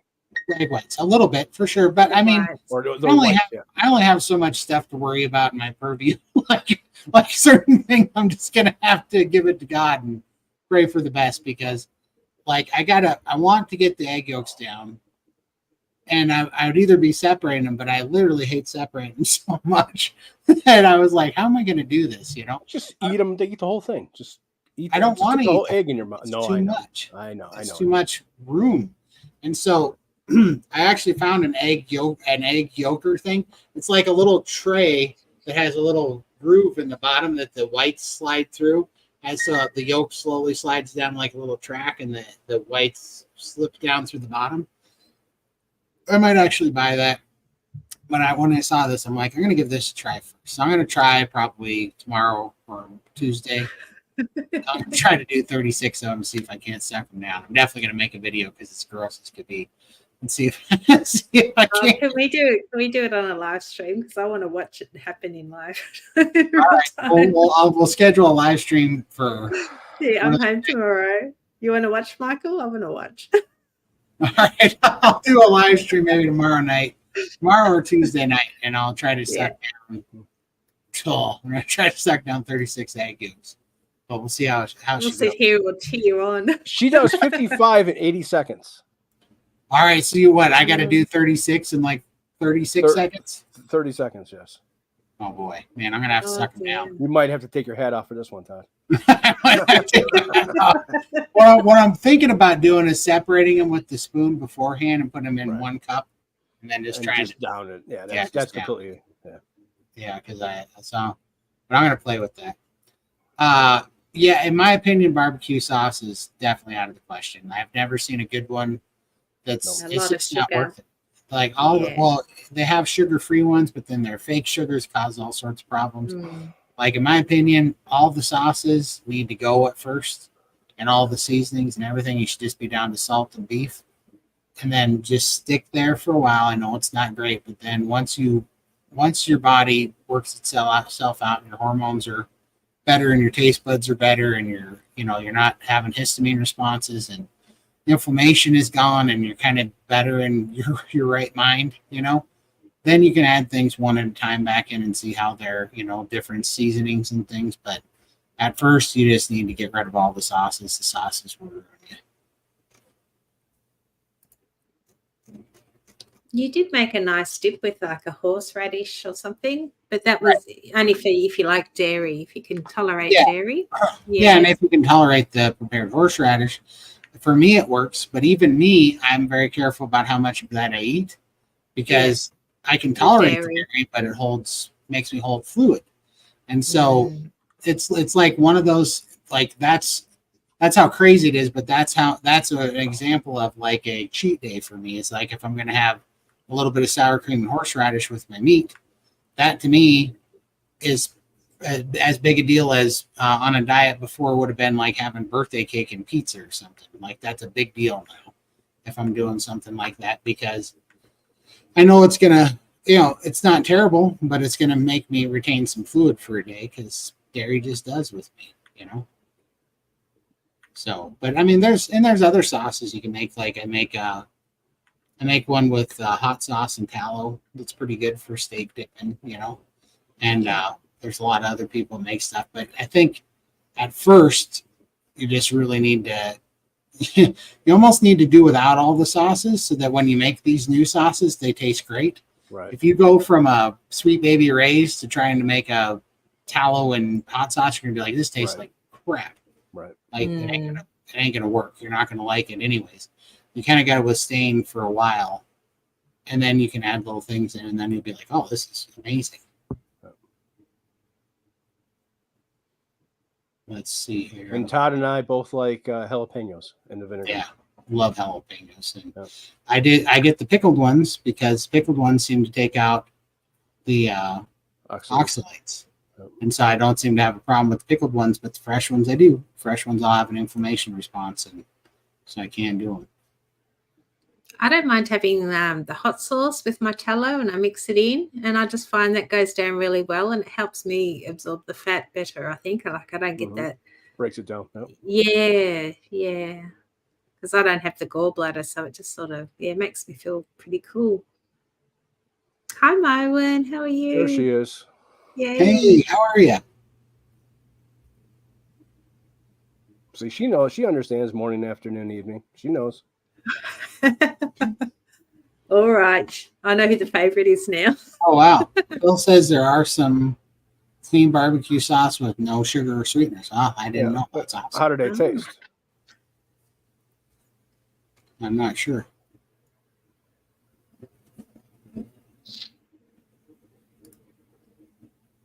Yeah, for sure. She's doing yolks, and I'm definitely going to try it for sure, and I think I can get them down, because I want to get just yolks down early in the morning, and I'm going to have a little bit of an issue. Man, everything's such a balancing act, right? Because I'm pretty certain if I eat 36 yolks, it's going to absolutely blow up my protein intake, so it's going to probably cause a little bit of gluconeogenesis if I take them down. So I'm almost going to have to do them in 218, do 18 of them, wait probably 2 hours, do 18 more, and then I can have a steak sometime. But I want to start getting those in probably right after I lift, which sucks because I want to lift at night. I like to get moving in the morning, but then I like to lift at night. So I think I'm almost going to have to start lifting in the morning just so I can eat the eggs. after I left. But I don't know. It's getting silly. So many things.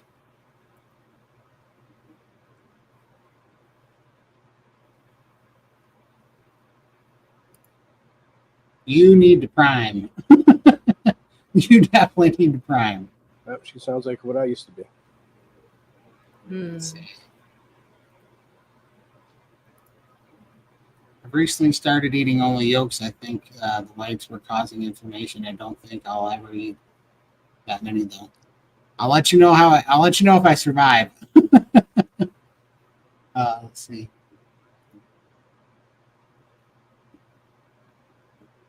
So you guys fast as well, or just eat to stay tidy? I fast now, and I'm trying to get back on my fasting routine during fireworks season here. When I was selling fireworks in Texas, I got off my fasting routine, but I'm using this week to reprime now that my schedule's settled out a little bit, and I'm hoping next week to go back to fasting. And I generally try to.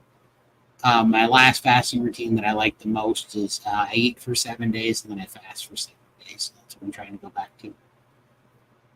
Yeah, I don't really fast. I just intermittent fast. So I eat when I'm hungry and I don't eat when I'm not hungry. So it could be 1 meal a day. Sometimes it's 2 meals a day. But yeah, very rarely I have 3 meals. Occasionally I do, but I just play it by ear. I don't plan it. Just see how I go day by day. Keep it simple. Best way to go. I actually feel the best when I'm fasting. I think I need to start doing another fast coming up here. Maybe end of the week or something. I'll start another one. Yeah, I love my food too much. I don't think I want to take them in an enema bag. Thanks for the help. I do not want to do that. Yeah, I think it's start growing feathers. Yeah, I don't want to.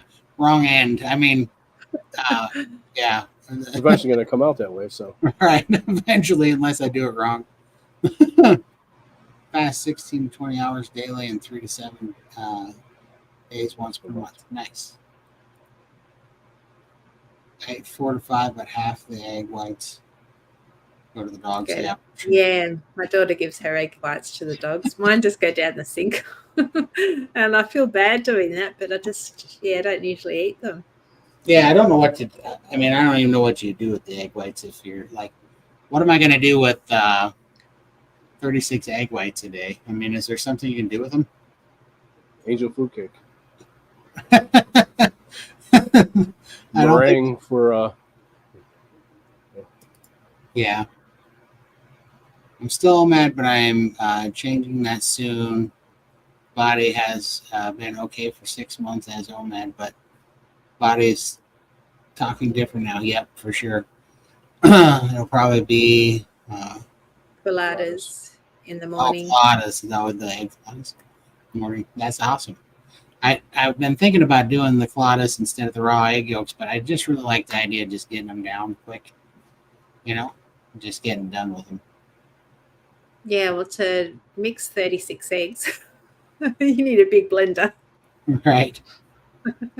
Freeze egg whites until you find a mad. What is that? Pavlova cook. Pavlova? It's like a meringue cake. I think they're famous in New Zealand. Yeah, it's just made with egg whites and sugar, and you beat them until they're fluffy and you get a nice sort of meringue cake. Yeah. Oh, there's a good idea. You can make that egg bread. I think Kelly Hogan has a recipe with egg whites. Well, that's good. I could start a bakery because I could be eating 36 of them a day. I should start an egg white bread bakery. Well, if you had chickens, could you make the egg bread and then feed the chickens the egg bread? I think I could just feed them the yolks or the whites. I think they eat those too. Would they? I know.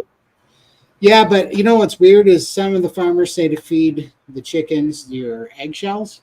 But then we were doing that, but then they get a taste for it, and then they start eating their own eggs. Oh, man. Yeah. Oh, okay. So I don't know. Grind it up into a dust, maybe. Yeah, put it on the ground or something. Yeah. Mix it in with the food or something. Can you beat egg yolks without the big egg whites without the sugar to make a pavlova? Like, it wouldn't be sweet, but you'd still have that meringue, would you? Or does it need the sugar? I don't know. I don't know. I don't even know what it is exactly. I know what meringue is, I guess.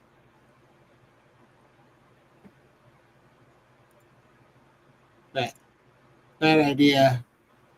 Don't feed chickens eggs. I made that mistake. What happened, Sandra? Did they start eating their eggs as well?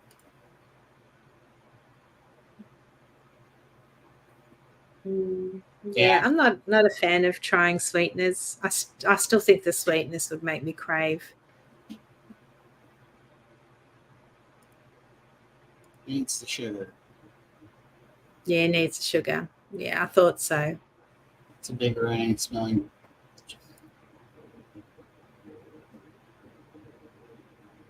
Yeah, so I'll have to start watching his stuff to see because I'm gonna have a whole bunch of them.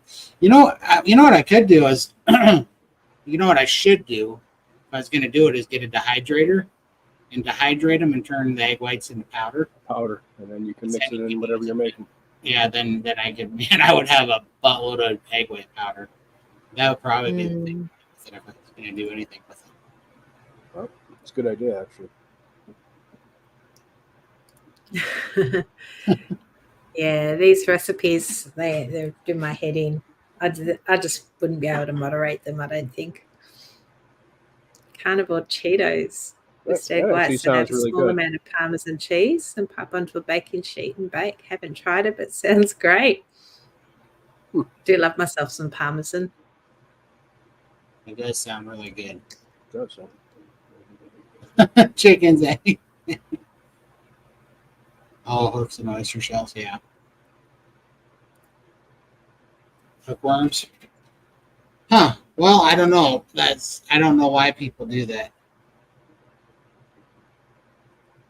It just sounds okay. But I don't know. Yeah, I was trying to think because he was just making something that had a bunch of egg whites the other day, and I can't remember what it was. And then I think, didn't Bella just do a egg white flatbread or something, or didn't you? You haven't watched that video yet. Is that egg whites as well, is it? I thought so. I'll have to take a look at that.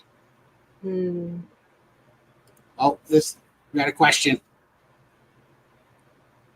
I have to ask, how are you three? I'm doing fantastic. Yeah, still here. Michael's still a curmudgeon. Michael, what are you doing to that poor mini-me, by the way? Where do you keep him? You keep him in a cage? He's sitting right next to the elf on the shelf. And they keep each other company. They're plotting your death, Michael. They probably are. They're always staring at me.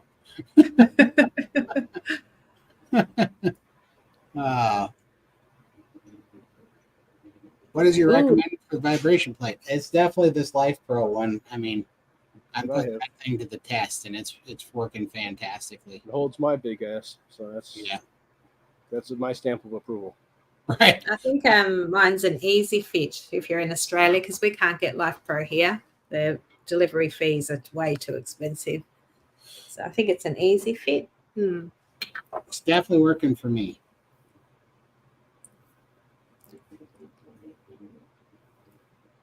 Let's see. What brand was your rebounder? Do you remember? BCAN, so it's BCAN.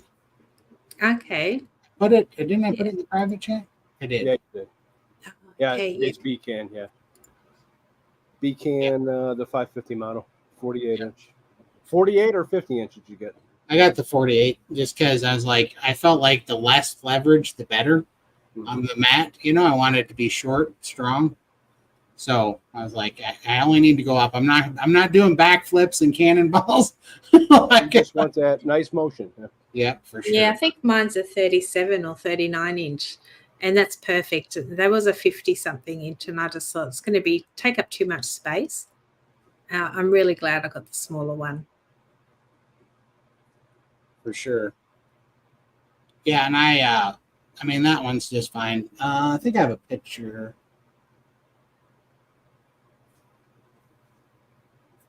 Where to go? I gotta put a picture in here. I think it was in WhatsApp. Did I put it in WhatsApp? Yeah, you sent it to us. It's just you got everything. You got everything in your garage in it, though. Yeah, whatever. I don't care. If the garage is filthy. It's not going to be like that for long anyway. Right. I'm You're cleaning. renovating. It's yours. Did I'll Are the pull it up. bets still living in your garage, or have they moved on now? No, they moved on. Thank God. I was really Yeah. getting worried about that, but I think they just think that was Didn't a like fluke. the ruckus. I think it was a fluke. I think they came in because it rained a bunch, and I think they brought bugs, and I think they came in to eat the bugs. Yeah, that's it. And Looks nice. Yeah. Nice with the footprints too. yeah, the That's where you know garage. it's been tested, right? Exactly. I was Good using job. it. Now you Yeah, can and you've see. got the handle. I still haven't got a handle for mine. I need to get one. Worked just Makes a fine. difference. Yeah. But yeah, you guys will be seeing a lot of that garage in the near future once I get all that crap out of there and get it pressure washed and get all the equipment in there. That's the summer fall Project. Yeah. It'll be fall if it's going to stay 95 by you. It's hot. It's real hot out there. I mean, it's I've rough. been tossing up whether to put all my equipment in the garage, but currently my car's parked in there because it's a brand new car. So it keeps it nice and clean and dry. So yeah, I need to figure out what I value most, my car or my health. Right.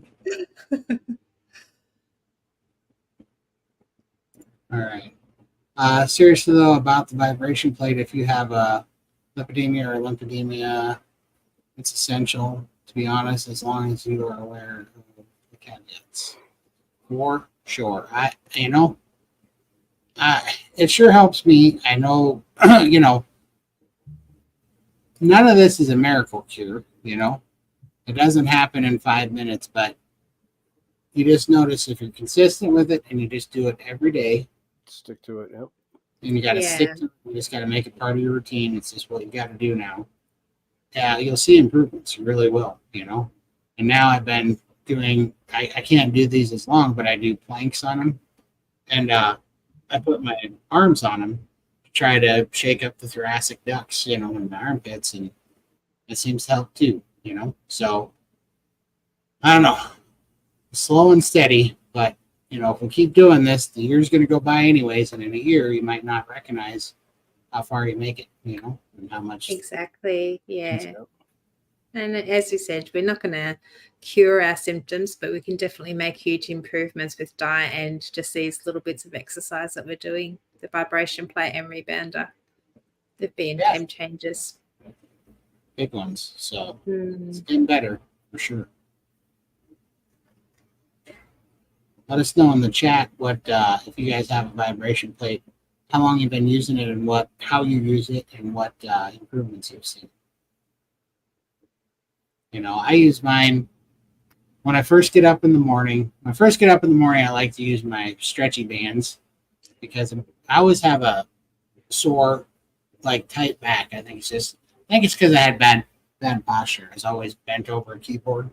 So, and I've watched those videos where you put your palms up and out, and you put them out to your side, and you look like you're trying to empty a glass backwards like this.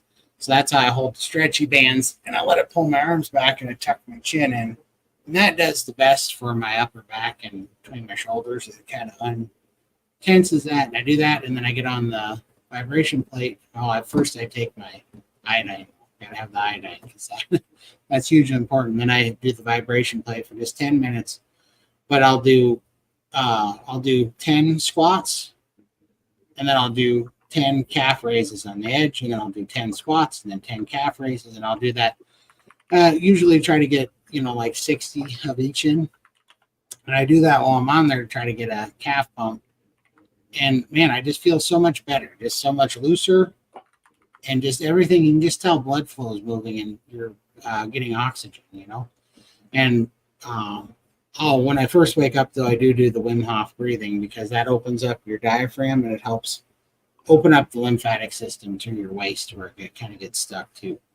But just those things have really helped my legs tremendously, And now I'm excited because I've been doing that, and then I run out and I get on the rebounder, and then I put in 500 of the little pumps there, and I'm going to try to get it up to a couple thousand. But right now I'm just doing 500 because that makes me very sore. I do 5 sets of 100, and by the time I do that, my legs are pretty shaky, you know, and that's getting a little pump in there. So it's definitely. So do you put music to it and just do it with some music to keep that momentum going, or? I have playing out there. Rap station he listens to. Yeah, I get down to the rap. Actually, I do listen to Eminem. Real Steel soundtrack. I love that soundtrack, which it does have rap in it. I'll be honest. But Till I Collapse, I really like that. That's a good workout song. Yeah. I find my mind wanders and I start thinking of all the chores I need to be doing around the house. So if I need to have something to keep my mind busy while I'm doing it, you know, on it. I don't know how your mind can wander, because mine wanders to my calves going, they're burning. They're burning. That's what well, exactly. Yeah, your legs are burning, and it's like, oh, I could be doing housework at the same time, and then my legs don't have to burn as much then, so I can. It's like an excuse. So I have to, I just try and wait till the end of the song, and then by the end of the song, I'm like, I'll do the next song now. Right. Yeah, just keep pushing myself. I can't. That's how I do it. That's the best way to do it. Yeah, can't stop mid-song. Yep. Yes, I agree, Cranky. I've been my noontime regimen is I do that in the morning, and then at noon, I've been going outside, sitting in a chair, getting sun, and putting my feet in the ground for 20 to 30 minutes a day, so that I can get that. So I've been doing that at noon, this is how I keep getting burnt right now. Tomato face, huh? Tomato face for sure. But that seems to definitely be helping. And then at night, I've been doing the sprints on the exercise bike. And so one day I'll do it on the exercise bike. The other day I'll do it on the hit axle. And I do sprints, and I've been alternating. It seems to be working for sure. But I definitely agree. So many things to work in. I'm just trying to work them in little bite-sized pieces that take, like 10 minutes, 15 minutes here or there. Because then I can absorb them. Or if I make it an hour or an hour and a half, then it becomes daunting, and I don't get it consistently, Did you buy a grounding mat for your bed?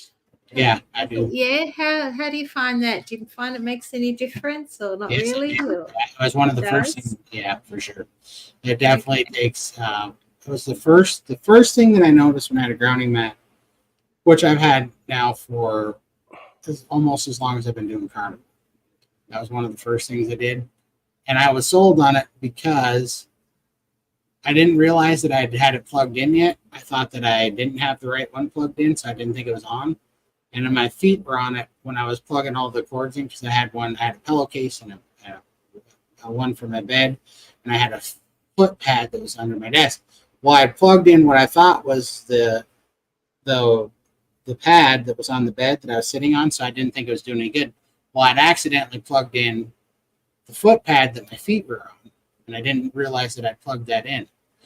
And I was sitting there, and I felt the weirdest sensation in my ankles, and I felt like pain leaving my ankles. And it was the strangest sensation, and I was like, well, this is a placebo effect, because that one's not even plugged in. And then it was so obvious to me that within 5 minutes, I felt like this tension and pain going out of my ankles. I followed the cable, and I had plugged it in, and that one was the one that was plugged in. And I was like, holy cow, that's actually working, because it wasn't a placebo effect anymore, because it was plugged in, and I didn't even think it was plugged in. And so that was crazy. And so I've been doing it ever since. And now when I don't have it, I find that I don't fall asleep as good. I don't sleep as REM sleep as well. And I wake up early. Like I wake up in the middle of the night where I don't. I'll usually sleep through the night if I make sure I'm sleeping on my ground. You just get this recently? No, I've had it for months. You've had it for a while? Okay. Okay.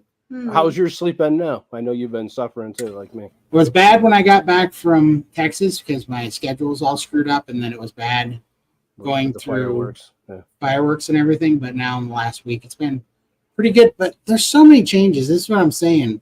There's so many changes. When I started taking iodine, I have so much more energy now that it's like I have to recalibrate or something, because I have so much more energy now on the iodine that, man, I can go off of 3 or 4 hours of sleep. I'm not saying it's good, but I could have more energy than I ever had before off 3 or 4 hours of sleep now.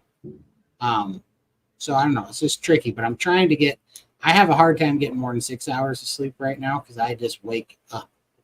And I'm wide awake when I wake up now. But I'll take that all day long because I used to never be awake when I would wake up. I'd get up and I'd be it was like a hostage negotiation. I was just trying to negotiate myself to the bathroom to get some water on my face so that I could negotiate myself to the fridge to get a Mountain Dew or something, you know?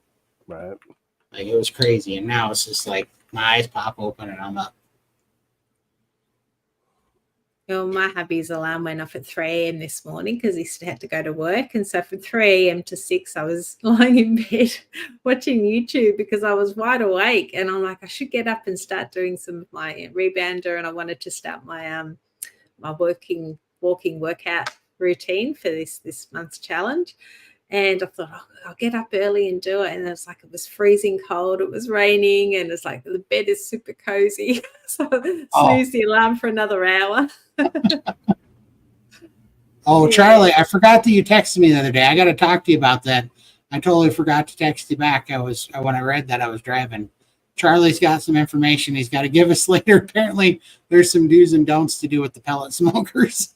And he wants to save us from a disaster. I'm going to have to hit you up on that, Charlie, but he's wondering what kind of smoker you got. Yeah, it's a Traeger, and yeah, it is a pellet smoker, and I buy the signature Traeger blend, which is a blend of 3 different, I think, wood or whatever. Yeah, it's really nice. I love it, but yeah, love to have any feedback, anything to help.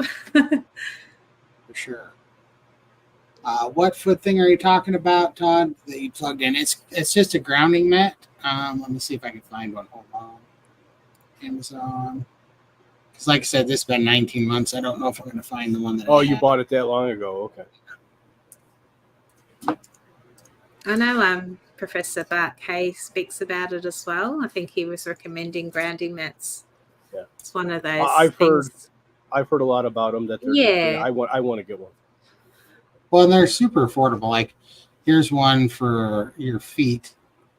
That's $20. You know, like they're not expensive. Hold on, copy. So where do you plug it in? You just to that ground. Your grounding on your outlet. The grounding slot on your outlet. Yep. Here's one for that's just a foot pad. Whoa. Oh, that's not how you do it, though. Okay, why did I do that so many times? Yeah. Well, it went out to all the channels, but that's... Why did it do it like 50 times? Trolls. Yeah, you got to be blocking. Yeah.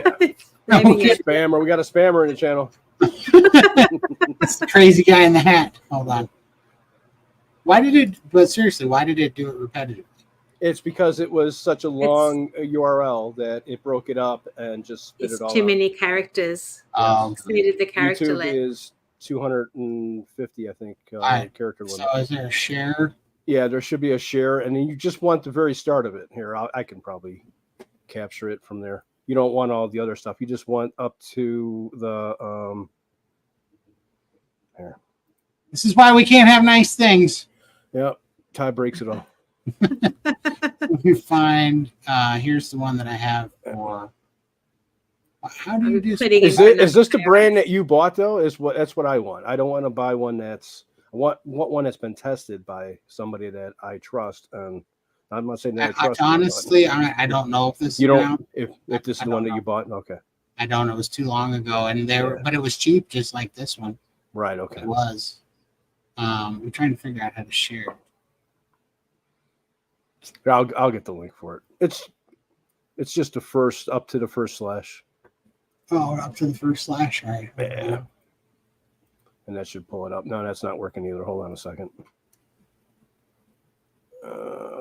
Where's the share button at on this time? All right, where's the share button? This is so annoying. I got it. Well, what? I'll post it. Where's the share button on? They don't have it on. I don't think they have it on the web version. Yeah. PC. Well, that's really annoying. I'm posting it now. Okay. Well, there's one for a bed there that's like $60, and I got the kit. The kit that I had a bed mat, had a pillowcase, and then it had a foot mat and it had some wristbands if you wanted to wear them. I just have under this desk. I have one that's for my feet, and I'll take my shoes off sometimes, put my feet on it. And then on the bed, I have one that just goes across the bed, and I have one for the pillowcase. And that's all that I have. I don't have the sheet because the sheet that goes on top of you is so hot, like it's not a good material. I can lay on it, but I don't want to have a sheet covering me. It'd be some sort of torture. So you just plug it into your electrical outlet, is that what you're saying? Yep. Okay. Because I could have to put mine on top of my vibration plate under my desk and have a grounding mat on that. That'll work, yeah. You spend most of your time there anyway, so yeah. Yeah, I want to get something for the chair here, is what I want to get. It definitely spend works. most of my time in here. Yeah. For sure. It definitely works. But you want it to have contact to skin, is what you want to have. So that makes the connection. Right. That is the tricky part. Oh, well, I take my shoes off under the desk anyway, so that works for me. That'll work. Yeah. Are some foot heel straps from grounding that I use for my walking and sprinting mornings. That's awesome. I got to get some of those too. I saw those, but I got to get some of those. Oh my God, yes, on top of the vibration plate. Yeah, for sure. That's a fantastic idea. See, we're all going to get it worked out. If we just do our grounding and eating the meat and doing the rebounding and the vibrating and the sprinting. Simple things change your life, man. It's sauna. Cold plunges. Yeah. Infrared. Yeah, infrared. My list is getting longer and longer and longer. I know. All the things I need. We need to win the lottery, man. Oh, I know, right? But yeah, it's because we screwed everything up. You know, this all used to just be natural. We used to always be getting the light and the grounding and everything. And just think of all that money we would have saved if we didn't buy all those carbs. We would have had our sauna, all this equipment. And you would have enjoyed life a lot more. Health. Yeah, sure. Yeah. For sure. Just starting a little later. It's better late than never, right? Yeah. Oh my gosh, I can smell the ribs right now. I bet you the Basset Hound can smell it too. He's out there. Here, hold the fort for me. I'm gonna go check on him. I'll dial in. You need to get a security camera set up out there so you can do it remotely, and I should. Doesn't yours sync with your phone? So it tells you. It does, but I haven't set it up through the Wi-Fi yet because my Wi-Fi router's so far away from the garage. I gotta set it up. Right now I'm hardwired to the internet in this office, so I got to put a router here so that I can link it to the smoker. Right. Yeah, so that I can do a Wi-Fi. But hold down the fort for me, and I'll hop in on my phone and show you the meat. All right. Sounds good. I've actually got a huge brisket in the fridge, and tomorrow I'm going to cut it in half. I'm going to do half in the slow cooker and the other half in the smoker because I've never had a brisket in the smoker. So I want to compare how the two different meats. Which one you like better? Yeah, which one I like better. So you've been cooking a lot on the smoker? 3 times now, and I love it. Yeah. So I was going to do it today. I mean, I could still do it tonight because probably 3 hours in the smoker. 3 hours it's taking for that small piece. Yeah. So I might even do it after the live stream. So I'll pop one in the slow cooker and I'll do a little video and then I'll compare it and see which one I like better. Well, out of have the 3 different meats been different, or have they all been the same? Or yeah, I did steak the first time, just a Scotch fillet. Have you tried? Yeah. Have you cooked a tomahawk steak yet? Oh yeah, I did the tomahawk first, and then I did just normal steaks, and then I did a huge Scotch fillet, like it was a slab. It hadn't been cut up, so because I didn't know what a prime rib was, I went to the shop and I took a bunch of photos and emailed them to. No, you saw it too, and I'm like, which one's prime rib? So apparently, our big piece of Scotch is similar to a prime rib. Is rib, yeah, and it was phenomenal. It was so good. So now we've got the brisket, and it had the sticker good for smoking. So I thought, oh, well, we'll give that a go. Oh, here we go. There it is. Oh, look at those ribs. I'm going to have to buy some ribs. That looks fantastic, man. Those look good. Yeah. I just love the smell of the smoker as well. If only we could smell it right now. It's so good. Fingers look good too, Ma. Oh, look at that. Wow. Now, did you put anything on them, Todd, or you just throw them like that on there? And Nope, just like that. Your fingers covering up the lens a little bit. Oh, no, just like that. Sorry, I'm grabbing the... Yeah, you're good.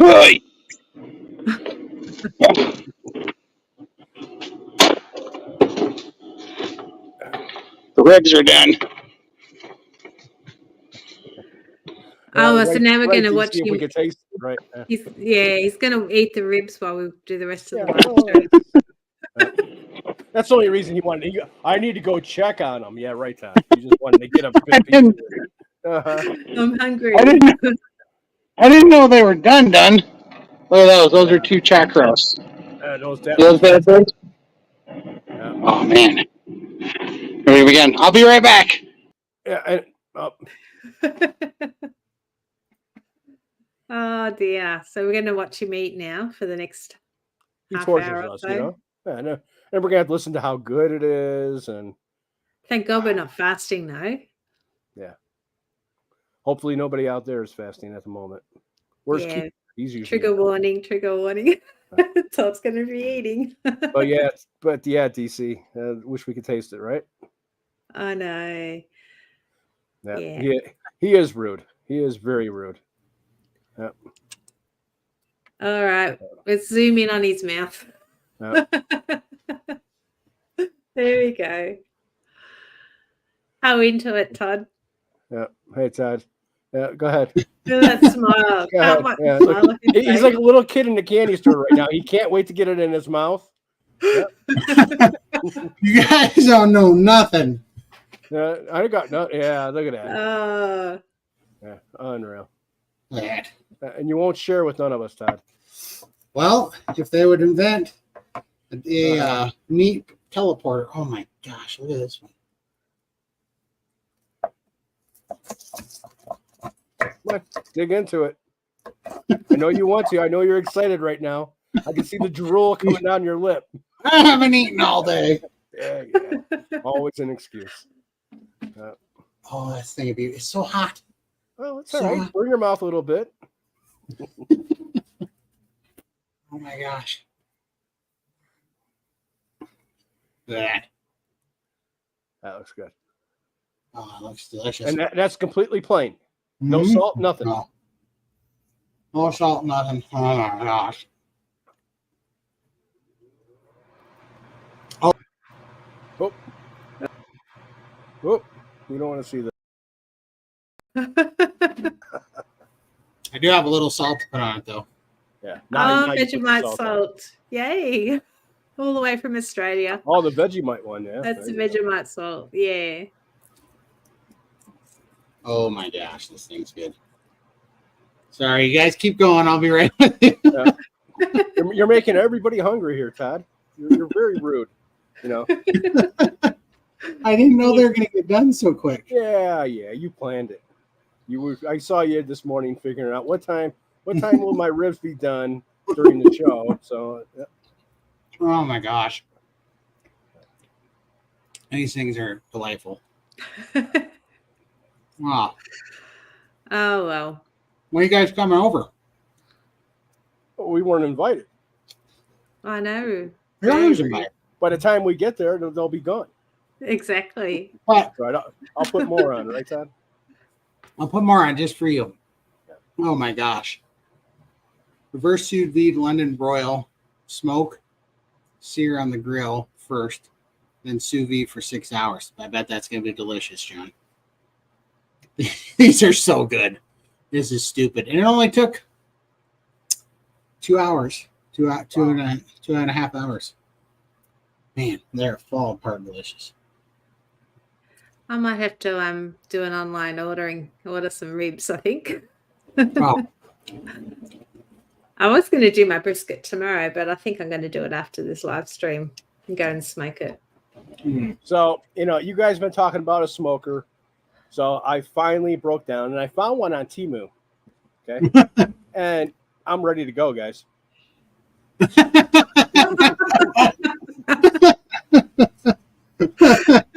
welcome to the club, Michael. Oh, yeah. That's funny. You know what's funny though is you can have mini me cook it. You put mini me. Yeah, he'll be standing there cooking it. Yep. You can have mini me running that thing. Oh my gosh! Look at that. Where's the doggy at? Is what I want to know. He's Sleeping? probably sniffing under the door. She's sleeping with the food right there.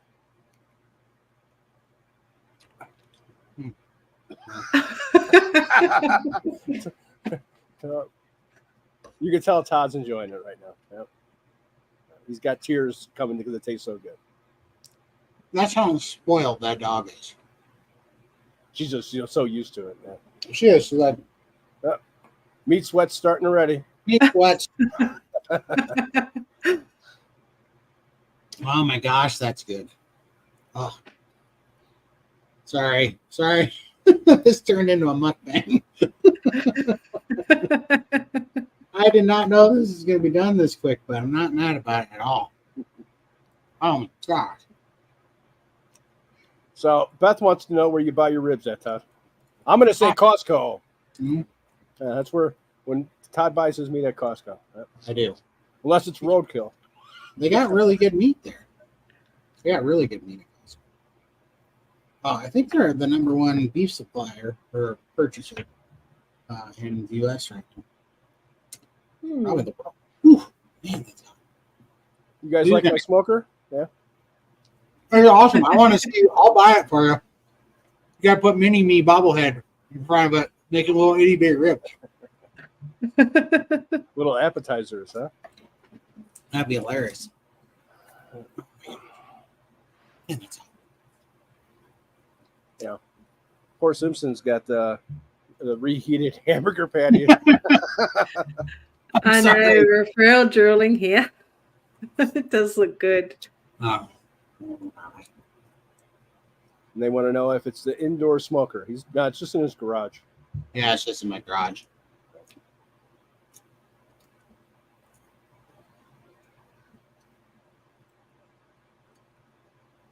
I'm sorry. We're listening to you eat. Sorry. And they want to know about your Vegemite salt, Lindy. Okay, there's a little shop in a town called Warrigal here in Victoria, and they make all this. It's just all different salts, and they do it all themselves. So it's all homemade, or I don't know. They flavour all their salts. It's all lovely. I don't know. It's just Vegemite salt. I have no idea. It's got no chemicals or preservatives other than the Vegemite, and it's just got a really nice flavour. But It's so delicious. yeah, like you always want to give Vegemite to people who are from other countries because it's like Everybody hears a completely about it. Aussie thing. I'm like, well, how can I give Vegemite to carnivores, US carnivores? So I thought Vegemite salt was a nice touch. And Todd seems to love it. So yeah, you're eating it straight out of the jar. I didn't even see him put it on it. He's just eating that meat. Oh, I do eat it straight out of the jar. Look at these. Yeah, it's pretty good. Mm-hmm. Yeah. I don't have it every day, but just to give the meat a little bit of extra flavour every now and then, just changes it up. So I don't use sauces. I use all the different smoked salts. Yeah, red gum's another nice one that I love. Mama Cracker wants to know when the chuck roasts are going to be done, and will it be done during the live stream? You got 44 minutes left, Todd. No, but I would say it'll be done here in about an hour and a half. And how many pounds were those? Those look nice size. They're like 4.5 pounds each, so it's right around 9. Yeah, 9 pounds total. I'm only smoking it at 225. I should have probably lowered it to 200, but we'll see where it's at. I'm trying to cook them to about 203, just like a brisket. I'm not going to let them rest, but I'm sure it's got Probably got another hour. Yeah, Beth, it's super good, isn't it? It's on my next list. Next time I buy meat. Yeah, they look really good. And you don't need barbecue sauce on them. No, especially not with smoke. No, yeah, because you get the flavor from that. Yeah. Mm. Oh my God. Do you use a signature brand Traeger pellets as well, or have you got a different one? Yeah, they're Traeger gourmet blend. Gourmet. Okay. Mm-hmm. I think Ashley used the signature blend in Texas, so that's why I got that one. No, he used the gourmet blend. That's why I bought 6 bags of it. Oh, no, he told me signature blend. That's why I got that one. I wonder if it's the same thing. Maybe it's just, yeah. Yeah, the gourmet blend was the one he had me get. It was delicious. Oh my gosh. Oh. There's so much going on over there. Sounds like it. All right. I'm surprised Cosette's not barking at you. I know. I can't believe she's sleeping through it. Normally she's clawing at you and. Oh, she's down for the bone now, though. Yeah, she's digging that one. Oh. Man, well, this show just went off the rails. I really didn't think these would be ready. I just put them on before we started the show, and I only put them at 225. I thought it would take. That was quick. Yeah. I just got back. I was rushing home from Costco with them so I could get on the live stream.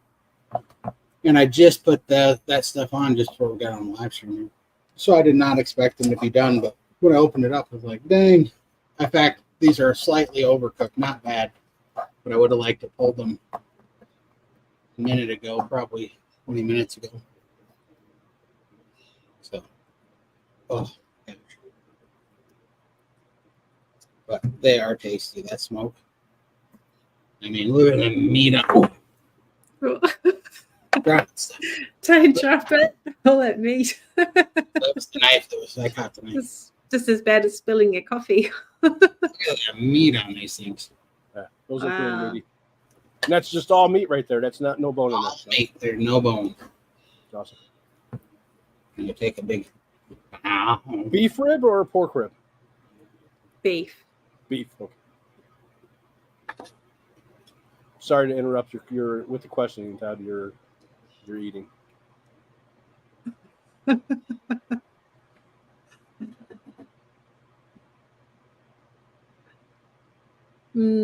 Fair enough. It's hot, is it? You burnt your tongue? That's a shame. It was worth it, though.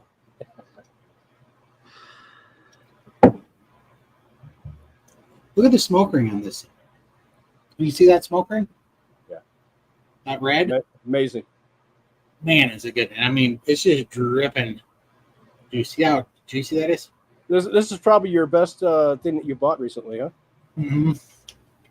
Yeah. Yeah. Have you done a brisket in there? How's the brisket? It's done everything in there, believe me. Yeah, that's what I'm going to try this afternoon. If you could catch that basset hound, he'd be in there. That's a fact. That's a fact, that meat thief. Oh, man. Tell you what. That hit spot. Yeah, yesterday, it made me mad. I got busy and I forgot, but I bought a couple of pork tenderloins and I had some side pork and some bacon. So last night, this is one of the reasons that I'm hungry today. It's because last night I had plans to make bacon weaves and pork belly weaves and wrap pork tenderloins, and I was going to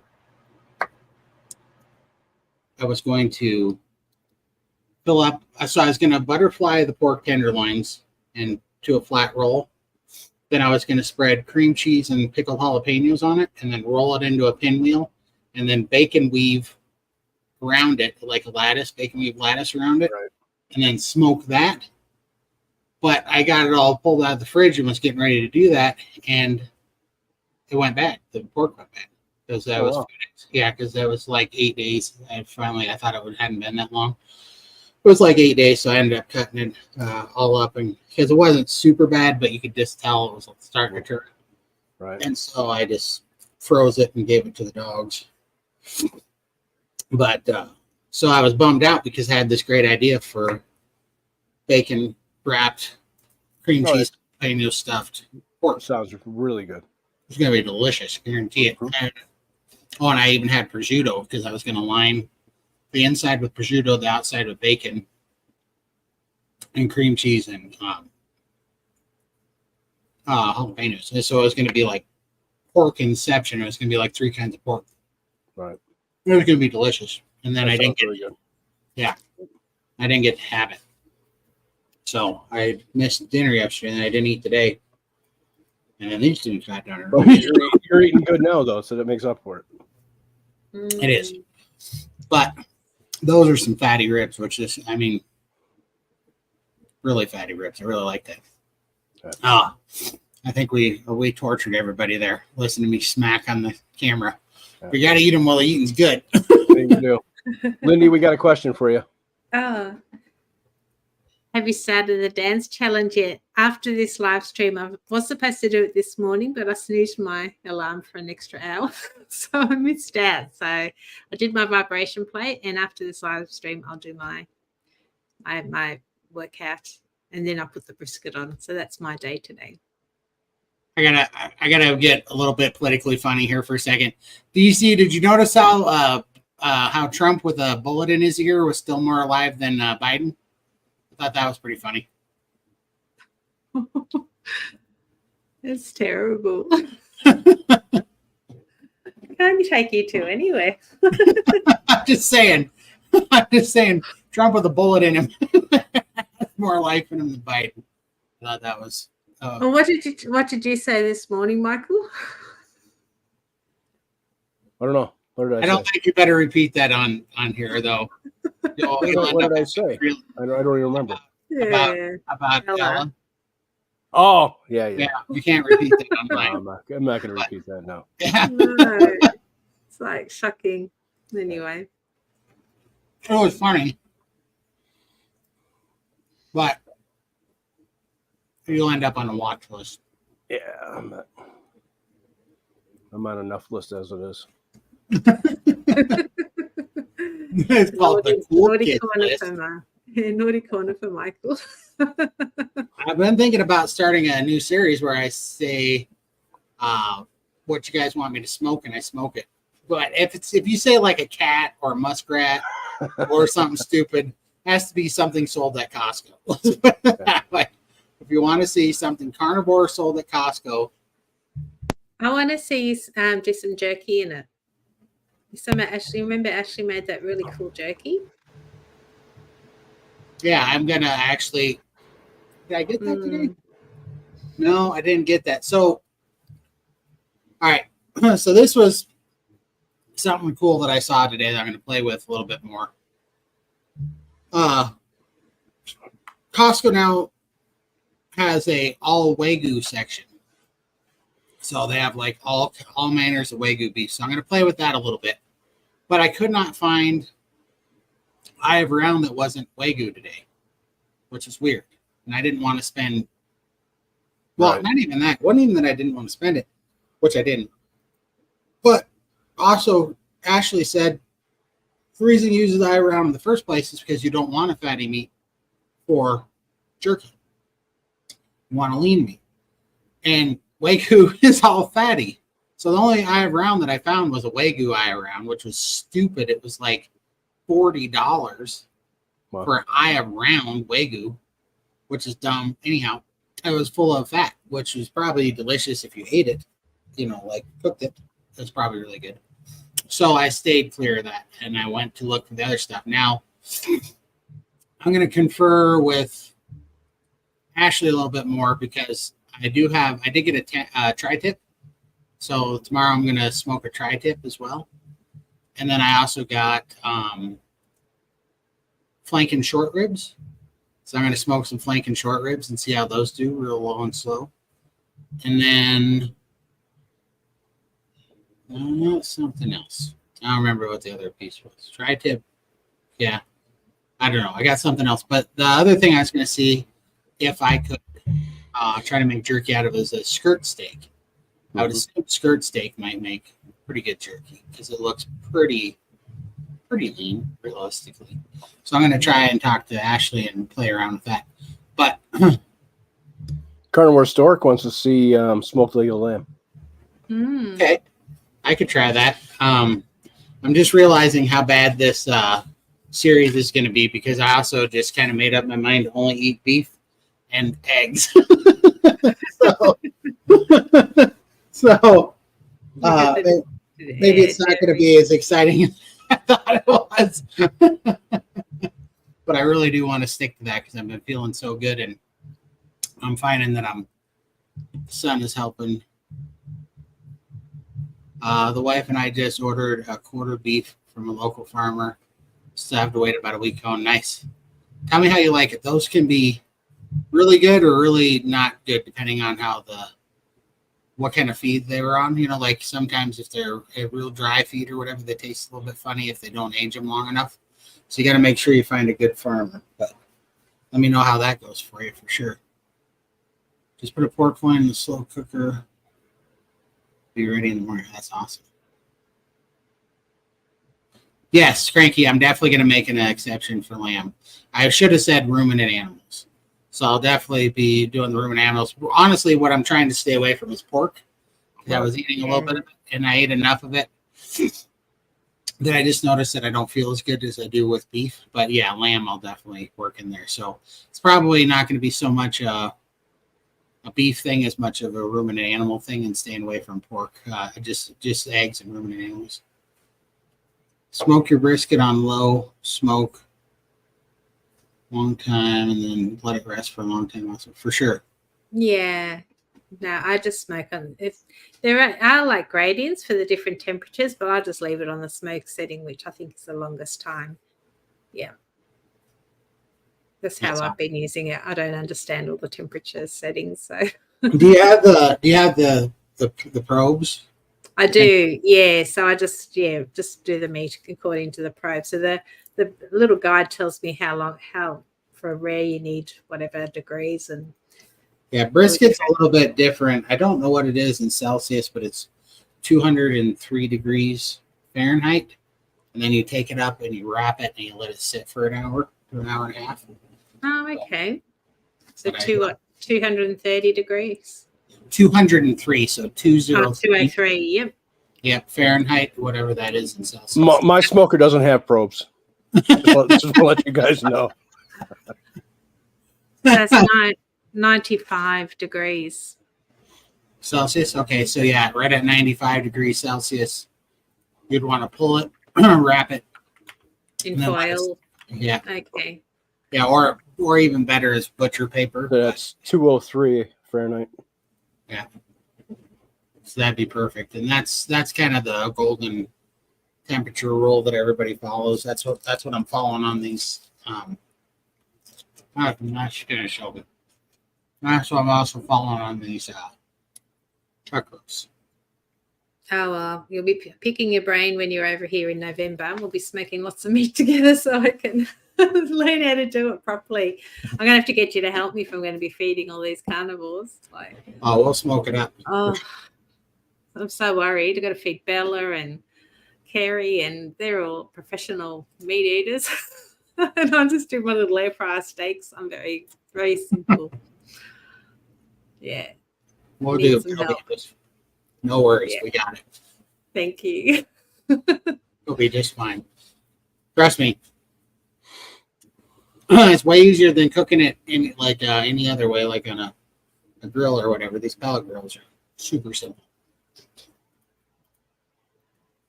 Let's see here. I hope it's good. I'm about 3 weeks into my carnivore diet. I was getting severe headaches, and I could feel my heart pumping hard and around 60 beats per minute after a week. That all went away. That's awesome. Amazing. Congratulations. I don't go to doctors, so it's very possible high fat, red meat diet saved my life. Absolutely. Amazing, huh? Yeah. I know for sure it saved mine. Did mine. My husband's idea of smoker is overcooking the meat until it's charred. Yeah, we have a barbecue and my husband cremates his meat. Not intentionally, but everything comes out black. That's funny. Yeah, so he's not allowed near my smoker. Stay away from the smoke. Well, how does he like the smoked food? He's actually really enjoying it. Yeah, he loves it. The first time he had a bit of indigestion, but then I found out he had an iced coffee that morning, and I'm like, that's probably what's causing that. Yeah. But yeah, the other 2 times he ate it, and he was fine. So I think he just wasn't eating properly that day. Yeah. But no, he really loves it. So, and I love the smell. Yeah, just it comes into the house as well. But I don't mind it. It actually smells pretty cool. For sure. Makes me hungry. Sit there, because it hits that point when the meat starts to really cook and smoke is going good. You're like, oh. Yeah. We have all the people here because it's winter, all the smoke coming out of the chimneys from all the wood fires.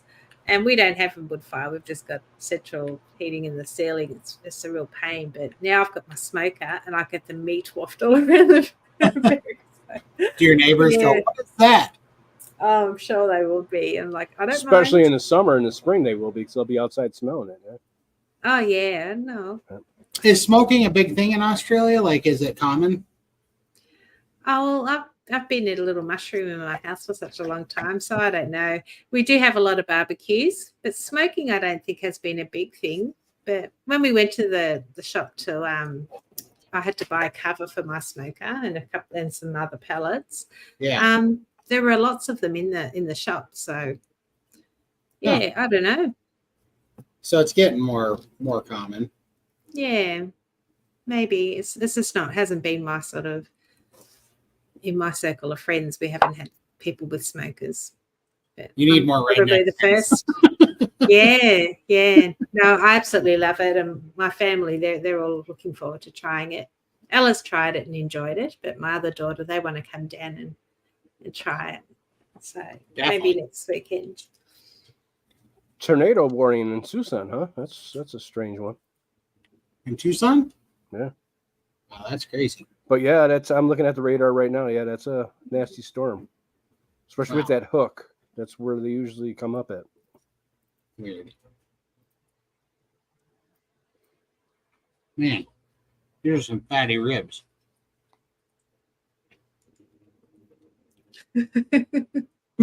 Say something, Michael. I mean, I'm speechless after seeing those ribs.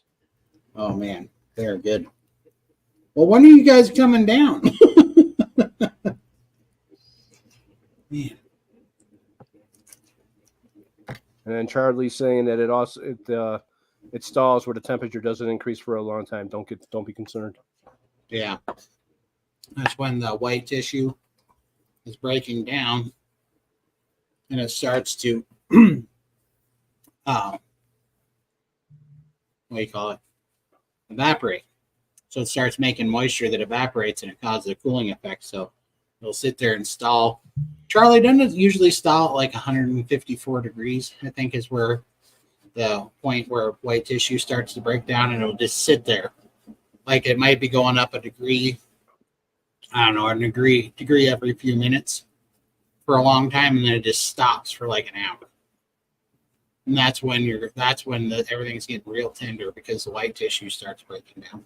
It's a really good spot. And then all of a sudden you'll get through that. Then you got to be really watching because then it's going to go up pretty quick again. Right.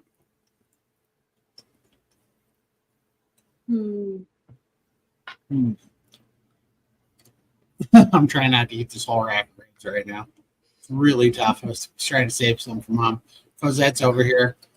She's going to love all these bones. Max would love all these bones. Remember what Max was doing to the tomahawk bones? Yeah, no, I love the bones as well. It's my favorite part. They're good. How many pounds was that rib? Well, it was 6 pounds. Yeah. But a lot of it was bone, obviously. Yeah, right. All it said is digging these bones. I think I need a new puppy. I can feed it bones. You Big should. bones. Yeah, get another little puppy one day. I don't know if you're fond of poodles, but I do like a dog that doesn't molt. And Bella didn't molt, so yeah. Oh, I just miss her so much. Yeah, for sure. Yeah. It's never the same without them. Sure not. All right. All right. Back at it. What were we doing? Were we having a live stream? We're all watching you eat. I'm sorry. I didn't plan on doing that. But Yeah. hey, it was here. I didn't want to get cold. And I really planned on you guys talking more while I was doing that. But so we were going to have a live stream Chafee this week, but I ended up having to work and couldn't make it to the. Sorry, I'm dropping things. I couldn't make it to Seattle. So we're going to do that after Wyoming, and I think we'll have that happen. So we'd love to have a talk what's been coming up a lot lately in my own family and also in the open chat in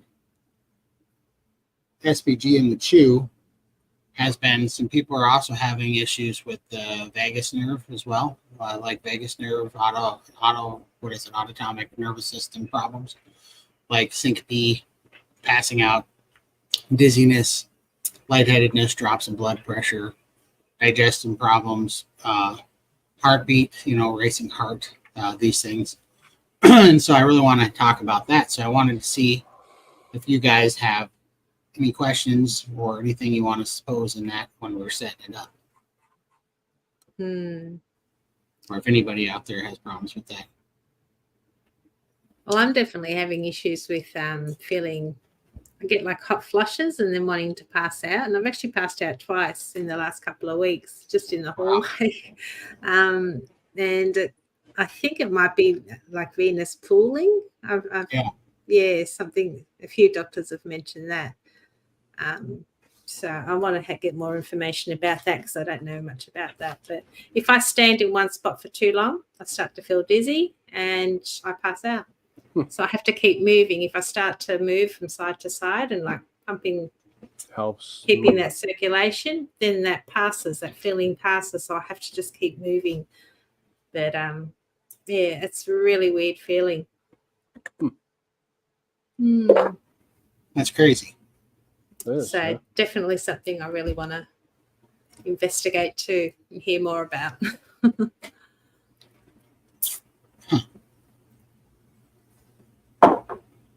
Yeah. I wonder. I was just looking. Is Charlie go?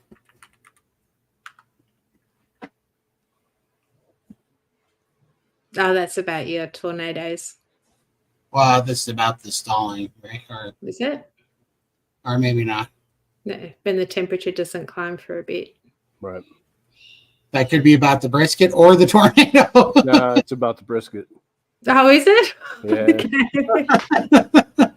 That's what I was thinking too, for sure. Yeah. All right. That is approx correct. Yeah. Approximately correct. Yeah, around 154, I think. Yep. Charlie's. We can tell where Charlie's watching from. He's a few minutes back. Fair enough. Yeah. But yeah, let us know in the chat if you have any questions for Chafee when we end up having him on. That would be awesome. So when's Wyoming again? Is that coming up soon? Is it next month? It's next month, the end of next month in August 24th through the 26th. Okay. Gotcha. And I think the weekend after that, I'll be in Seattle. And then we'll do the live stream from there. Hopefully you can see a baker come on too. That'd be fun. Wow. See if they want to come chat. That'd be super fun. Man, I ate too much ribs. And I got the legit meat sweats. Mhm. I did. Remember how big it was? Yeah. Let me see. That's all it's like. That's it. And you want to invite us over for dinner? You think that's all we're going to have is just that little bit? No, I got almost 9 pounds well, of chuck roast out Chuck there. roast, yeah. Well, we want ribs. I'll go get more ribs. I'll be cooked 4 times over by the time you get here. I know. I'm teasing. Cook them and eat them all. Keep your hat on there, cowboy. Hey, tell you what, that smoked food goes a long way. Man, it just hits different too. But that was so fatty, I only ate a half a rack, and I'm stuffed right now. Oh. Those things are super fatty. Whew. Very satiating. Good. That's good. Very delicious. But Definitely gonna put that on my list to buy this week. Get some ribs. yeah, I got what is it? What would you say? NSV. I'm doing my own shopping again, which I haven't done for It's awesome.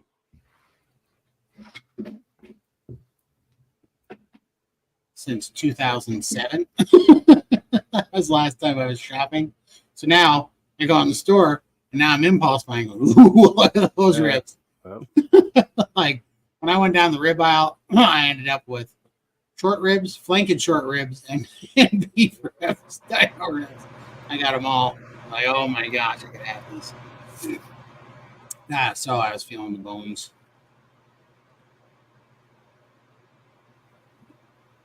Meanwhile, back to the show. Exactly, Susan. Sorry.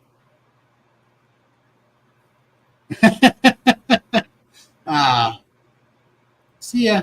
This has got me laughing. Seattle, and you thought Texas was weird. Yeah. Good luck. I know. I understand. I get it. I've been there, but there's good people there too. Good people everywhere. You just got to stay away from weirdos. Yeah. We've got them here too. Lots of weirdos in Australia. I know. I got 2 of them on here right now. Michael can't get away from him anywhere he goes. Yeah. Can't get rid of us. For sure. But now that fireworks are over and we're getting back on schedule, we're going to start trying to have more topics here, so it's just not so willy-nilly. But this week was a little bit messed up, but we're going to have some better topics coming up here shortly. We're just trying to get our ducks in a row and start having a little bit more structure. And we will shortly. Right now, we're just lagging. So we're just having a chat with the 70 of you. And dinner. And dinner. And dinner, yeah. Well, one of us is having dinner. Well, you guys didn't get the memo, apparently. I really didn't think these would be cooked so quick. Mm-hmm. Well, All planned. He was sitting there with the calculator figuring out the math. I should have been sitting here with the calculator. I love that he doesn't need a thermometer. He could just smell. It's like, oh, my ribs are ready. Right. Off you go, and there they were. Uh-huh. Yeah. Because I was like, You it just smells had like the nose something's for it. getting cooked. Too cooked. Yeah, for sure. Because it does hit that aroma, and you go, oh, something's close. That's why I had to run. Because, I thought it would take at least 3 hours at 225. I mean, that's a low heat. Mm. But not so much because it's a lot of bone. Bone is very conductive too, I think. So, just Yeah. but it wasn't bad. It was probably 10 minutes overcooked is all, which wasn't terrible by any means. But I would do it a little bit better, and I wish I had more time. Because I didn't take the silver skin off the back, which I should have, but I just didn't have time because I had to get on here. So I put them up there, but still pretty good. Big Dog, we enjoy you too. You're one of our favorites. For sure. We saw Big Dog in Texas. Did you? Yep. She was the first person we've ever met, actually. I And- know. We felt like celebrities, didn't we? Yeah, for sure. I was a little. She asked for autographs? No, but she flagged us down in the parking lot when we were coming in to Hack Your Health, and I was like, "What is going on right now?" Yeah, it's like Lindy, Todd. I'm like, oh my God, who's that? You know, who knows me in America? I had no idea what was happening. I'm like, what's Yeah. happening right now? Are we getting mugged? Yes. No, she was lovely. Thank you for coming up and saying hi. Thank you so much. It was awesome. I was laughing pretty hard. No, it was a good time. But I don't know. I'm toying with, once I get the garage cleaned out and get more of a schedule figured out, I'm thinking about doing videos of what I'm doing, but I'm conflicted. I'm conflicted because people that were in our shoes would look at that and think, oh, I can't do any exercise. And then they will click off. And the message is not that I got here from exercise, that I got here from carnivore, and now I'm healthy enough and strong enough that I get to exercise. It's more of a privilege than like this is the first time I used to exercise, and I used to be miserable, and I used to hate it. But this time it's totally different because now I've gotten to the point where I'm strong and I'm healthy. Now it kind of feels like privilege, which seems like a better message.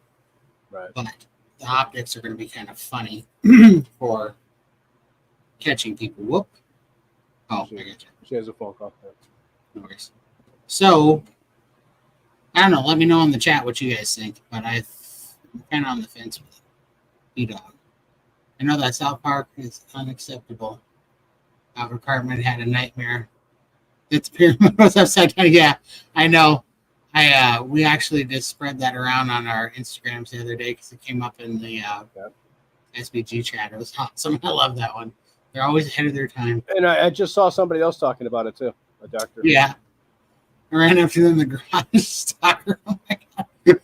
I was laughing so hard, B-Dog. When he did, I was like, oh, geez, what's happening right now? Oh, it's so funny. Love y'all too, Susan. We love you too, yeah. Oh, man. Yeah, it was crazy. Yeah, so I think that would be good to show. I mean, it's not like I'm blazing a trail. It's not like I'm setting any Olympic records. Right. I'm just doing some. It's just from where you were when you started, you couldn't do it, and now you're to the point where you actually want to do it, and right. you're able to. So that's a huge improvement that you've overcame all this time. Yeah, for sure. I think. Well, and I think it's good to see it. I'm just trying to figure out. I know when I was sick, if I would have saw somebody that lost 300 pounds and I see him on a weight bench or something, I'd be like, right. I can't do no, that. I know. I would have been the same way. Right. Yeah. I'm not able to do that. So. Yeah. Thanks so much, Charlie. We appreciate you. We do. Just look forward to seeing you in Maryland.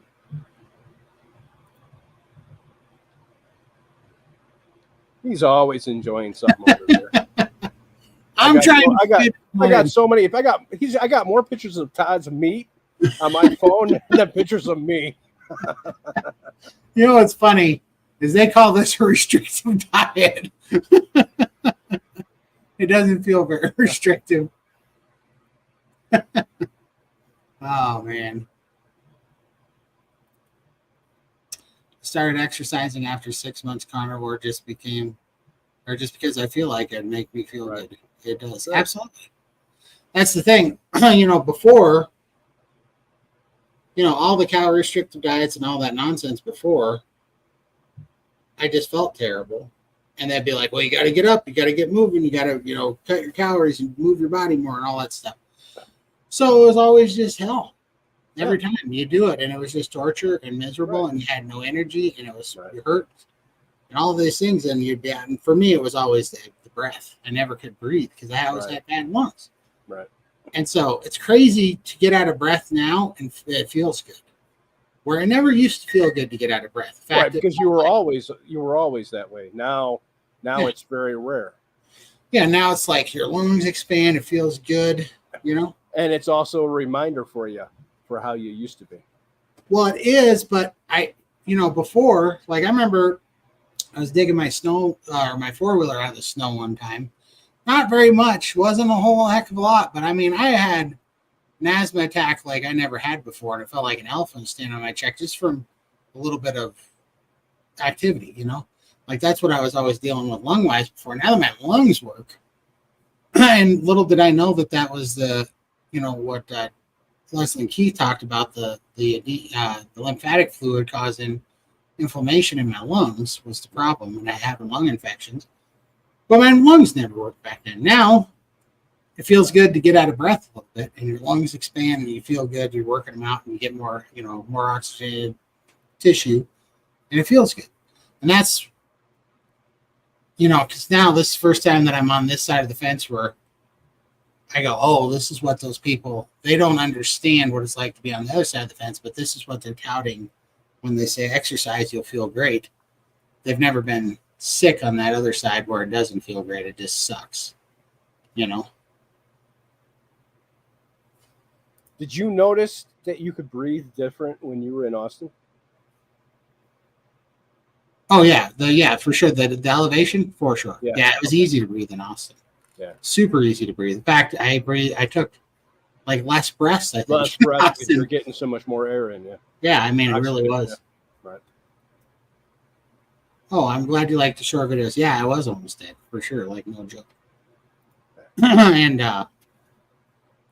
so it's quite a privilege to be able to do those things and now be out of breath, but in a good way. It feels good to be out of breath instead of like, is this the big one? Is this the last time I'm going to be out of breath? So I don't know. You're that ticking time bomb, Todd. I know. I'm that ticking time bomb. Look at this face. Yep. This is the face of a man. That's days are numbered. I don't know. Crazy stuff. But looking forward to it. So I think it'll be a few months by the time I get everything put together. But yeah, I think I'm going to start making some videos, just some little things that I'm actually doing and kind of track the progress because my legs are getting a lot better, which is pretty impressive. That's awesome. Yeah, because I don't know. Did I ever have any pictures of my legs?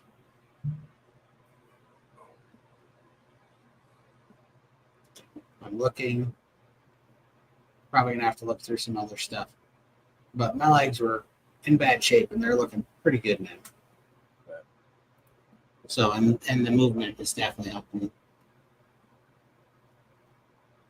All right. That's awesome. But yeah, so let me know if you guys want to see some of that. Some of the riveting exercise I'm doing. Gonna be a snoozer, but at least people see what's actually happening in the background and kind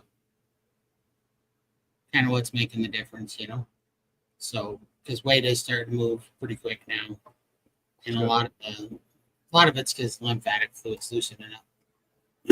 So, and the impacted tissue is loosening up, so that's really good. It's probably, to be honest with you, I'm more excited when I lose lymph tissue than when I lose fat. Right. Yeah, that means more to me because it's way harder. Right, to get rid of that. For sure.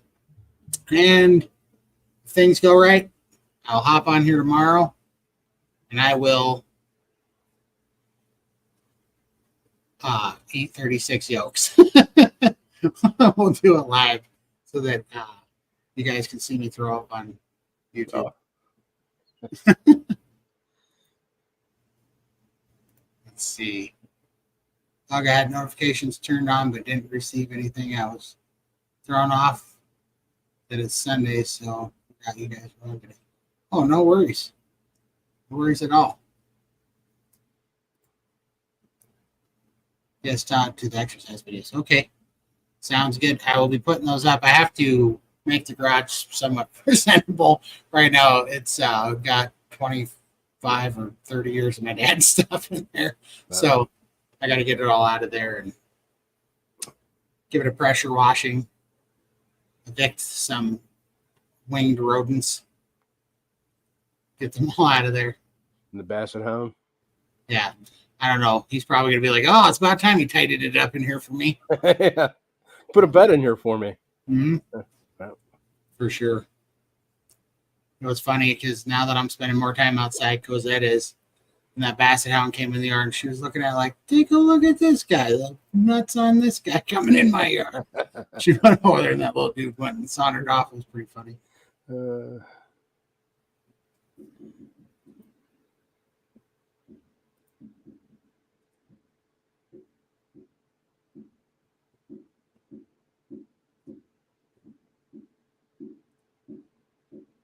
What B-Dog said in Facebook. Not sure what that was about.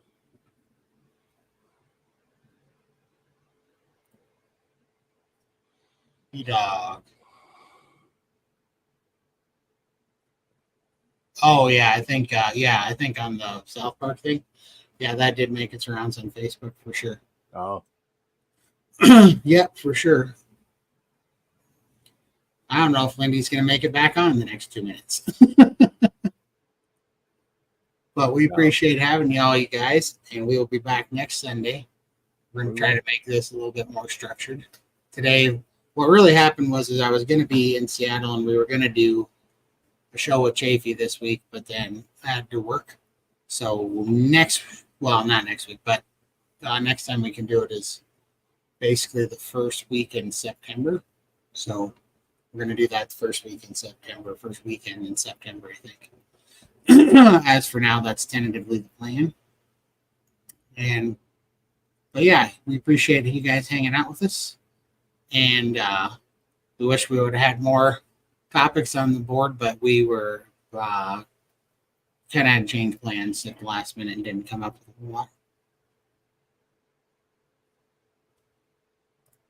Yeah, that dude is crazy busy. I don't know how he does all the stuff that he does. His carnivore energy. And all the traveling he does, too. Yeah, he does a crazy amount of traveling. Yep, pretty crazy.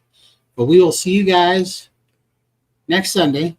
Yep. We're going to start putting together more of these, more topics to go off of. And I think we're going to try to do something with Phil so we can make some more recorded videos of kind of some of his talks. I think that would be good. And then we're going to have some other people on, start going through the doctors if we can, to have a few of those and kind of start having fun. We're just now trying to figure out how to try to get the format up so that it's something you guys want to see. So we're going to start fixing that in the future. Love you guys. We will see you next time. See you Sunday. Night, guys. Take care. Have a good week.